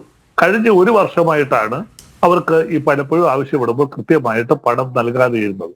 അപ്പോൾ ഈ ഒരു വർഷമായിട്ടാണ് ഈ ബാങ്കിന് സാമ്പത്തിക പ്രതിസന്ധിയിലേക്ക് പോയിട്ടുള്ളത്. ആ സാമ്പത്തിക പ്രതിസന്ധിയുടെ കാരണം ഇത് തന്നെയാണ്. കാരണം അവർക്ക് ലോൺ വഴി, അവർക്ക് നിക്ഷേപവും ലോണും തമ്മിലുള്ള അന്തരം, അതിൽ കിട്ടുന്ന പലിശയിലുള്ള വ്യത്യാസം, ആ പലിശ മാത്രമാണ് ബാങ്കിനെ സംബന്ധിച്ച് എടുത്ത് അവർക്ക് അഡ്മിനിസ്ട്രേറ്റീവ് എക്സ്പെൻസീവ് ആയിട്ട് ഉപയോഗിക്കാൻ പറ്റുള്ളൂ. പക്ഷെ അതിന് മുകളിലേക്ക് ചെലവ് വരുമ്പോൾ എന്താ ചെയ്യുന്നത്? നിക്ഷേപ തുകയെടുത്ത് വക മാറ്റി ചെലവഴിക്കും. ശരി, സേനാപതി വേണു പറഞ്ഞ് ശരിയാണ്. അവർ കൊണ്ട് റിസോർട്ട് പണിയുകയും ഒക്കെ ചെയ്ത സംഭവങ്ങൾ നമ്മുടെ മുന്നിലുണ്ട്. അപ്പോൾ ഇതൊക്കെ തീർച്ചയായിട്ടും ശക്തമായ ഒരു ആഡിറ്റിംഗ് സംവിധാനം, അത് കാലാകാലങ്ങളിൽ ഗവൺമെന്റ് ആണ് ചെയ്യേണ്ടത്. പക്ഷെ ഗവൺമെന്റ് ചെയ്യാതെ പോകുന്നത് എന്താ? അവരുടെ പാർട്ടികൾ ഭരിക്കുന്ന ബാങ്കുകൾ വരുമ്പോൾ പലപ്പോഴും കണ്ണടച്ചു പോകുന്നു. ആ സിസ്റ്റം മാറ്റിയെടുക്കണം. സഹകരണ മേഖല നമ്മുടെ നാഷണലൈസ്ഡ് ബാങ്ക് പോലെയല്ല. നാഷണലൈസ്ഡ് ബാങ്ക് നമ്മുടെ ലോൺ എടുക്കണമെന്നുണ്ടെങ്കിൽ ഒത്തിരി ഫോർമാലിറ്റീസ് ഉണ്ട്. ആൾക്കാർ സഹകരണ മേഖലയെ ആശ്രയിക്കുന്നത് എന്തുകൊണ്ടാ? എന്തെങ്കിലും ഒരു രേഖയായിട്ട് എന്താണ് ഉടനെ 10,000 25,000 രൂപ ഉടനെ കൊടുക്കും. നാഷണലൈസ്ഡ് ബാങ്കിൽ അത് കിട്ടില്ല. അപ്പോൾ പിന്നെ മറ്റൊന്ന്, ഈ പറഞ്ഞതുപോലെ വസ്തുവിന്റെ വില 5 ലക്ഷം രൂപ വിലയുള്ള വസ്തുവിന് 10 ലക്ഷമോ 15 ലക്ഷമോ ലോൺ കൊടുക്കും. അപ്പൊ ഇങ്ങനെയൊക്കെയുള്ള ഈ സമ്പ്രദായങ്ങൾ പല സഹകരണ മേഖലയിലും അനിശ്ചിതാവസ്ഥയിലേക്ക് പോകുന്നു. ഇത് സംഭവിക്കാൻ പാടില്ലാത്തതാണ്. അതിനൊന്നും നമ്മൾ ന്യായീകരിക്കുന്നില്ല. അങ്ങനെ സംഭവിച്ചിട്ടുണ്ടെങ്കിൽ ആ പ്രതികൾക്കെതിരെ കേസെടുക്കാതെ. അതെ, ഈ സംഭവിക്കാൻ പാടില്ലാത്തത് സംഭവിക്കുമ്പോഴും ഈ അനധികൃത വായ്പ എടുക്കുന്നത് മുഴുവൻ ഇത്തരത്തിൽ രാഷ്ട്രീയമായ താല്പര്യമുള്ളവർക്കാണ്. അല്ലാതെ 5 ലക്ഷത്തിന്റെ ഈട് നൽകിക്കൊണ്ട് അവിടെ 50 ലക്ഷത്തിന്റെ വായ്പ നൽകുന്നതൊന്നും സാധാരണക്കാരായ കർഷകർക്കോ വീട്ടമ്മമാർക്കോ പ്രാദേശിക ചെറുകിട വ്യാപാരികൾക്കോ ഒന്നുമല്ല. അതൊക്കെ CPM-ന്റെ ഭരണത്തണലിലുള്ള പ്രാദേശിക നേതാക്കൾ അല്ലെങ്കിൽ അവരുടെ അമ്മമാർക്കും ഭാര്യമാർക്കും ഒക്കെയായി ഇതിങ്ങനെ വീതം വെച്ച് പോവുകയാണ്. അല്ല, CPM എന്ന് പറയുന്നത് അതിന് ഉദാഹരണം ഞാൻ ഇപ്പൊ പറഞ്ഞ കോൺഗ്രസിന്റെ ഒരു വനിതാണ്, പേര് പറയാൻ പറ്റാത്തതുകൊണ്ട് ഞാൻ പറയുന്നില്ല. ഒന്നല്ല, 100 കണക്കിന് ഉദാഹരണങ്ങൾ ഞാൻ പറയാം. അപ്പൊ എല്ലാവരും അവരുടെ പാർശ്വവർത്തികൾക്ക് ഇഷ്ടം പോലെ അത് കൊടുക്കുന്നത്. ഞാൻ പറഞ്ഞല്ലോ, ഞാൻ ഈ പറഞ്ഞ തുകയ്ക്ക് 30% സബ്സിഡിയാണ്. 10 ലക്ഷത്തിന് 7 ലക്ഷം അടച്ചാൽ ആ 7 ലക്ഷത്തിന് 6% പലിശയുള്ളൂ. അപ്പോൾ ആ രീതിയിലാണ് കൊടുക്കുന്നത്. അപ്പോൾ അവരുടെ പാർശ്വവർത്തികൾ കൊടുക്കുന്നു. അത് ഇന്നാർക്കതൊന്നും ഇല്ല. എല്ലാ പാർട്ടിക്കാരും ഇത് ചെയ്യുന്നുണ്ട്. അതിന് LDF-ന് മാത്രമായിട്ട് വെച്ച് കെട്ടണ്ട, ഇത് UDF-ഉം മറ്റെല്ലാവരും ചെയ്തുകൊണ്ടിരിക്കുന്നതാണ്. അപ്പോൾ ഇതെല്ലാം അവസാനിപ്പിക്കണം. കൃത്യമായ ആഡിറ്റിംഗ് സംവിധാനം ഉണ്ടാകണം. വരവ് ചെലവ് കണക്കുകൾ കൃത്യമായിട്ട് ഇന്റേണൽ ആഡിറ്റ് മാത്രം പോരാ, എക്സ്റ്റേണൽ ആഡിറ്റ് അല്ലെങ്കിൽ ലോക്കൽ ഫണ്ട് ആഡിറ്റ്, ഇങ്ങനെയുള്ള ആഡിറ്റുകൾ വന്ന് കൃത്യമായിട്ട് ഇത് കണ്ടുപിടിച്ചാൽ ഇത് വളരെ വ്യക്തമായിട്ട് കണ്ടുപിടിക്കാവുന്നതേ ഉള്ളൂ. പക്ഷെ പലപ്പോഴും ആ അസ്ഥിരത അല്ലെങ്കിൽ ആ കെടുകാര്യസ്ഥതയാണ് ഈ സഹകരണ സ്ഥാപനങ്ങൾ ഇങ്ങനെയുള്ള തെറ്റായ രീതിയിലേക്ക് നയിക്കുന്നത്. അത് ഉണ്ടാകാൻ പാടില്ല. നമ്മൾ ഓരോന്നും സംഭവിക്കാൻ പറയുന്നത് ഒറ്റപ്പെട്ടല്ല, ഇനിയും തുടർന്നുകൊണ്ടിരിക്കും. ഇങ്ങനെ സംഭവിക്കാതെ നല്ല രീതിയിൽ പോകുന്നതിനുള്ള പ്രവർത്തനങ്ങൾ ആരായാലും അതിന് മുൻകൈ എടുത്ത് വേണം പോകാൻ. ശരി, ശ്രീ യുവരാജ് ഗോകുൽ, അതൊരു വിദൂര സ്വപ്നം മാത്രമായിരിക്കുമോ? അല്ല, ഇതിനകത്ത് ആദ്യത്തെ ഒരു വിഷയം എന്താണെന്ന് വെച്ച് കഴിഞ്ഞാൽ, ഈ സഹകരണം ഒന്നെങ്കിൽ ഇത് ബിസിനസ് ചെയ്യണം, അല്ലാന്നുണ്ടെങ്കിൽ രാഷ്ട്രീയം ചെയ്യണം. ഇത് രണ്ടും കൂടി ചെയ്യാൻ തുടങ്ങിയാലുള്ള പ്രശ്നം എന്താണെന്ന് വെച്ച് കഴിഞ്ഞാൽ, ഞാനിപ്പോൾ ഒരു ഭാഗത്തേക്ക് മാത്രമായിട്ട് പറയുന്നതല്ല, ഞാൻ മൊത്തമായിട്ട് പറയുന്നത് തന്നെയാണ്. ശ്രീ ബൽദേവ് സച്ചിദാനന്ദൻ ഇത്രയധികം പൊളിറ്റിക്കൽ ഹോണസ്റ്റി കാണിക്കുന്ന സമയത്ത് അദ്ദേഹത്തെ അതിനാണ് അപ്രീഷിയേറ്റ് ചെയ്ത് മാത്രമേ നമുക്ക് മുമ്പോട്ട് പോകാൻ സാധിക്കുള്ളൂ. അതിനോട് ചേർന്നാണ് സംസാരിക്കാൻ ആഗ്രഹിക്കുന്നത്. ഒന്നെങ്കിൽ ബിസിനസ് ചെയ്യണം, അല്ലെങ്കിൽ പൊളിറ്റിക്സ് ചെയ്യണം. ഇതിനകത്ത് ഈ സർവ്വസാധനങ്ങളെയും പൊളിറ്റിസൈസ് ചെയ്യുന്നത് അൺഫോർച്ചുനേറ്റ്ലി CPM-ന്റെ ഭാഗത്ത് നിന്നാണ് ഉണ്ടാകുന്നതെന്നുള്ള കാര്യം കേരളത്തിൽ എല്ലാവർക്കും, രാഷ്ട്രീയം അറിയാവുന്ന എല്ലാവർക്കും അറിയാവുന്നതാണ്. ഇപ്പോൾ നേരത്തെ ശ്രീ സേനാപതി വേണു പറഞ്ഞതുപോലെ തന്നെ ആരെങ്കിലുമൊക്കെ ഭരിക്കുന്ന ബാങ്കുകളുണ്ടെന്നുണ്ടെങ്കിൽ അത് പിടിച്ചെടുക്കുവാൻ വേണ്ടിയിട്ട് പരമാവധി ഏത് വഴി ഉപയോഗിക്കുക, എന്ത് കുതന്ത്രം ഉപയോഗിക്കുക, അതിനുശേഷം അതിനെ പിടിച്ചെടുത്തതിന് ശേഷം അവിടെ ലോൺ കൊടുക്കുക, ജോലി കൊടുക്കുക. CPM-ന്റെ അണികളുടെ ഒരു ഈ പറയുന്ന വരുമാന സ്രോതസ്സായിട്ട് ഈ പറയുന്ന സഹകരണ മേഖലകളിലെ സഹകരണ ബാങ്കുകളിലെ ജോലി മാറിയിട്ടുണ്ട്. ഇപ്പോൾ എനിക്കറിയാവുന്ന പല കേസുകളുണ്ട്. അതായത് ഈ ആരെങ്കിലും രാഷ്ട്രീയം മാറി വരാൻ തയ്യാറായി കഴിഞ്ഞാൽ, പലരും ഇപ്പോൾ ഏതെങ്കിലും ഒരു മേഖലയിൽ ഏതെങ്കിലും ഒരു പ്രാദേശിക നേതാവ്, കോൺഗ്രസ് ആവട്ടെ BJP ആവട്ടെ മറ്റേതെങ്കിലും പാർട്ടി ആവട്ടെ പിണങ്ങി നിൽക്കുന്നു എന്ന് അറിഞ്ഞു കഴിഞ്ഞാൽ CPM വീട്ടിൽ പോകുന്നു. എന്നിട്ട് പറയുന്നത് എന്താണ്, നിങ്ങളുടെ ഭാര്യയ്ക്ക് ഈ സഹകരണ ബാങ്കിൽ ജോലി തരാം, അല്ലെങ്കിൽ നിങ്ങൾക്ക് ഈ സഹകരണ ബാങ്കിൽ ജോലി തരാം. CPM പല പ്രാദേശിക നേതാക്കളെ എടുത്തു കഴിഞ്ഞാൽ ഫുൾ ടൈം രാഷ്ട്രീയ പ്രവർത്തനമാണ് അവരെ നടത്തുന്നത്. എന്താണ് പണി എന്ന് ചോദിച്ചു കഴിഞ്ഞാൽ ഈ പറയുന്ന പോലെ പല സഹകരണ ബാങ്കുകളിലെയും ജോലി എന്നുള്ളതാണ് പറയുന്നത്. അപ്പോൾ ഇതിനുള്ള ഒരു ഇൻസ്റ്റിറ്റ്യൂഷനിലാക്കിയിട്ട് ഈ പറയുന്ന സഹകരണ ബാങ്കുകളെ മാറ്റുന്നത്. അതാണ് ഞാൻ പറഞ്ഞത്, ഒന്നുകിൽ നിങ്ങളവിടെ ബിസിനസ് ചെയ്യണം, അല്ലാന്നുണ്ടെങ്കിൽ നിങ്ങൾ അതിനകത്ത് രാഷ്ട്രീയം ചെയ്യണം. അപ്പോൾ രാഷ്ട്രീയം ചെയ്യാൻ വേണ്ടി മാത്രം ഈ പറയുന്ന ബിസിനസ് സ്ഥാപനം നടത്തിക്കൊണ്ട് പോകുന്ന സമയത്ത് വാങ്ങി അവിടെ നിക്ഷേപമായിട്ട് ഇടുന്ന പൈസയുടെ മേലും ഒരു ഉത്തരവാദിത്വമുണ്ട്. ആ ഉത്തരവാദിത്വത്തിന് അതിൻ്റെ പൂർണ്ണാർത്ഥത്തിൽ മെയിൻറ്റെയിൻ ചെയ്യുവാൻ വേണ്ടിയിട്ട് ഈ പറയുന്ന രാഷ്ട്രീയ പാർട്ടികൾക്ക്, ഈ ബാങ്ക് നടത്തുന്ന രാഷ്ട്രീയ പാർട്ടികൾക്ക് സാധിക്കില്ല എന്നുള്ളതാണ്. രണ്ടാമത്തെ ഒരു കാര്യം അദ്ദേഹം പറഞ്ഞു, ശ്രീ ബൽദേവ് സച്ചിദാനന്ദൻ പറഞ്ഞത് തന്നെയാണ്, LDF ഭരിക്കുന്ന സമയത്ത് എന്തുകൊണ്ട് UDF ബാങ്കുകളിൽ ഓഡിറ്റിംഗ് കൃത്യമായിട്ട് നടത്താൻ പറ്റുന്നില്ല എന്നുള്ളതാണ്. നോക്കൂ, ഇവിടുത്തെ ഓഡിറ്റർമാർക്ക് ജീവന് കൊതി ഉണ്ടാവില്ലേ? ഓഡിറ്റർമാർ പോയിട്ട് LDF ഭരിക്കുന്ന ബാങ്കുകളിലെ ക്രമക്കേടുകളിൽ ഈ പറയുന്ന ഓഡിറ്റിംഗ് പ്രശ്നങ്ങളുണ്ട് എന്ന് പറഞ്ഞാൽ, ക്രമക്കേടുകൾ ചൂണ്ടിക്കാണിക്കാൻ തുടങ്ങിക്കഴിഞ്ഞാൽ ആദ്യം ഈ സാമം ദാനം ഭേദം ദണ്ഡം എന്ന് പറയുന്ന സ്ട്രാറ്റജി തന്നെയാണ് CPM ഏരിയ സെക്രട്ടറി മുതലുള്ള ആൾക്കാർ അവിടെ എടുത്ത് ഉപയോഗിക്കുന്നത്. പറഞ്ഞു നോക്കും, ഭീഷണിപ്പെടുത്തി നോക്കും, ഇങ്ങനെ പലതരത്തിലേക്ക് അവരുടെ ഒരു ഇത് വരികയാണ്. അവർക്കറിയാം ഈ പറയുന്ന സംവിധാനത്തിനെതിരെ ഫൈറ്റ് നിൽക്കാനുള്ള ശേഷിയൊന്നും തങ്ങൾക്കില്ല. വീട്ടിൽ കുട്ടിയും കുടുംബമൊക്കെ ഉണ്ട്, വീട്ടിൽ പോയി പിള്ളേരെ കാണണം, ഭാര്യയെ കാണണം, വീട്ടിൽ പ്രായമായ അച്ഛനും അമ്മയൊക്കെ ഉണ്ടാകും. പറയുന്ന ഓഡിറ്റർമാർക്കും ജീവന് ഭീഷണിയാണില്ല. എല്ലാവർക്കും ഇപ്പോൾ നവീൻ ബാബുവിനെ പോലെ ആത്മഹത്യ ചെയ്യാനൊന്നും പറ്റില്ലല്ലോ. അപ്പോൾ അവരെ സംബന്ധിച്ചിടത്തോളം അവരവിടെ കോംപ്രമൈസ് ചെയ്യേണ്ടി വരും. ഒരിടത്ത് കോംപ്രമൈസ് ചെയ്യുമ്പോൾ അതുപോലെ തന്നെ എതിരാളിയുടെ സ്ഥലത്തും പോയിട്ട് അവർക്ക് കോംപ്രമൈസ് ചെയ്യേണ്ടെന്ന് സാഹചര്യം ഉണ്ടാവുകയാണ്. അപ്പോൾ ഈ അവസ്ഥയിലേക്ക് കാര്യത്തിനെ കൊണ്ട് എത്തിക്കുന്നത് ആരാണ്? അത് കേരളം ഭരിച്ചുകൊണ്ടിരിക്കുന്ന പ്രസ്ഥാനങ്ങൾ തന്നെയാണ്. ഇനി മൂന്നാമത്തെ ഒരു കാര്യമുണ്ട്. മൂന്നാമത്തെ ഒരു കാര്യം വെച്ചാൽ, കഴിഞ്ഞ ദിവസം ഞാൻ വെറുതെ പറയുന്നതല്ല, എന്നെ ഒരാൾ വിളിച്ചിരുന്നു. ഒരു 10-ാം തീയതി 15-ാം തീയതി സമയത്ത് എന്നെ വിളിച്ചിട്ട് പറഞ്ഞു 23-ാം തീയതി അദ്ദേഹത്തിൻ്റെ വീട് ജപ്തി ചെയ്യും എന്നുള്ളൊരവസ്ഥയിലാണ് നിൽക്കുന്നത്. അതിൻ്റെ കാരണം എന്താണ്? അത് അദ്ദേഹത്തിൻ്റെ കൂടെയുള്ള ഒരാൾ പോയിട്ട് പറഞ്ഞു കൊടുത്തു. CPM ബാങ്ക് ആയിരുന്നു അദ്ദേഹം ലോൺ എടുത്തിരുന്നത്. കൂടെയുള്ള ഒരാളെ പോയിട്ട് പറഞ്ഞു കൊടുത്തു, ഞാൻ BJP മെമ്പർഷിപ്പ് മറ്റേ മിസ് കോൾ വഴി എടുത്തു എന്നുള്ള കാര്യം. അപ്പോൾ അതിൻ്റെ പേരിൽ അത് കുറച്ച് സമയം കൂടെ അദ്ദേഹത്തിന് കിട്ടിപ്പോയി. അത് 1 മാസം മാത്രം എന്തുകൊണ്ട് സമയം ചോദിക്കുന്ന കൂട്ടി കൊടുക്കാൻ തയ്യാറാവുന്നില്ല.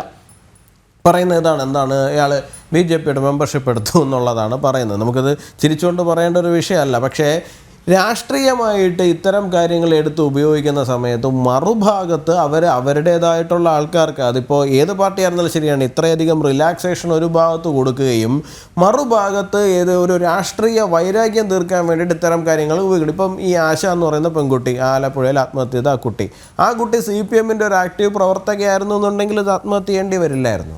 അത് വസ്തുതയല്ലേ?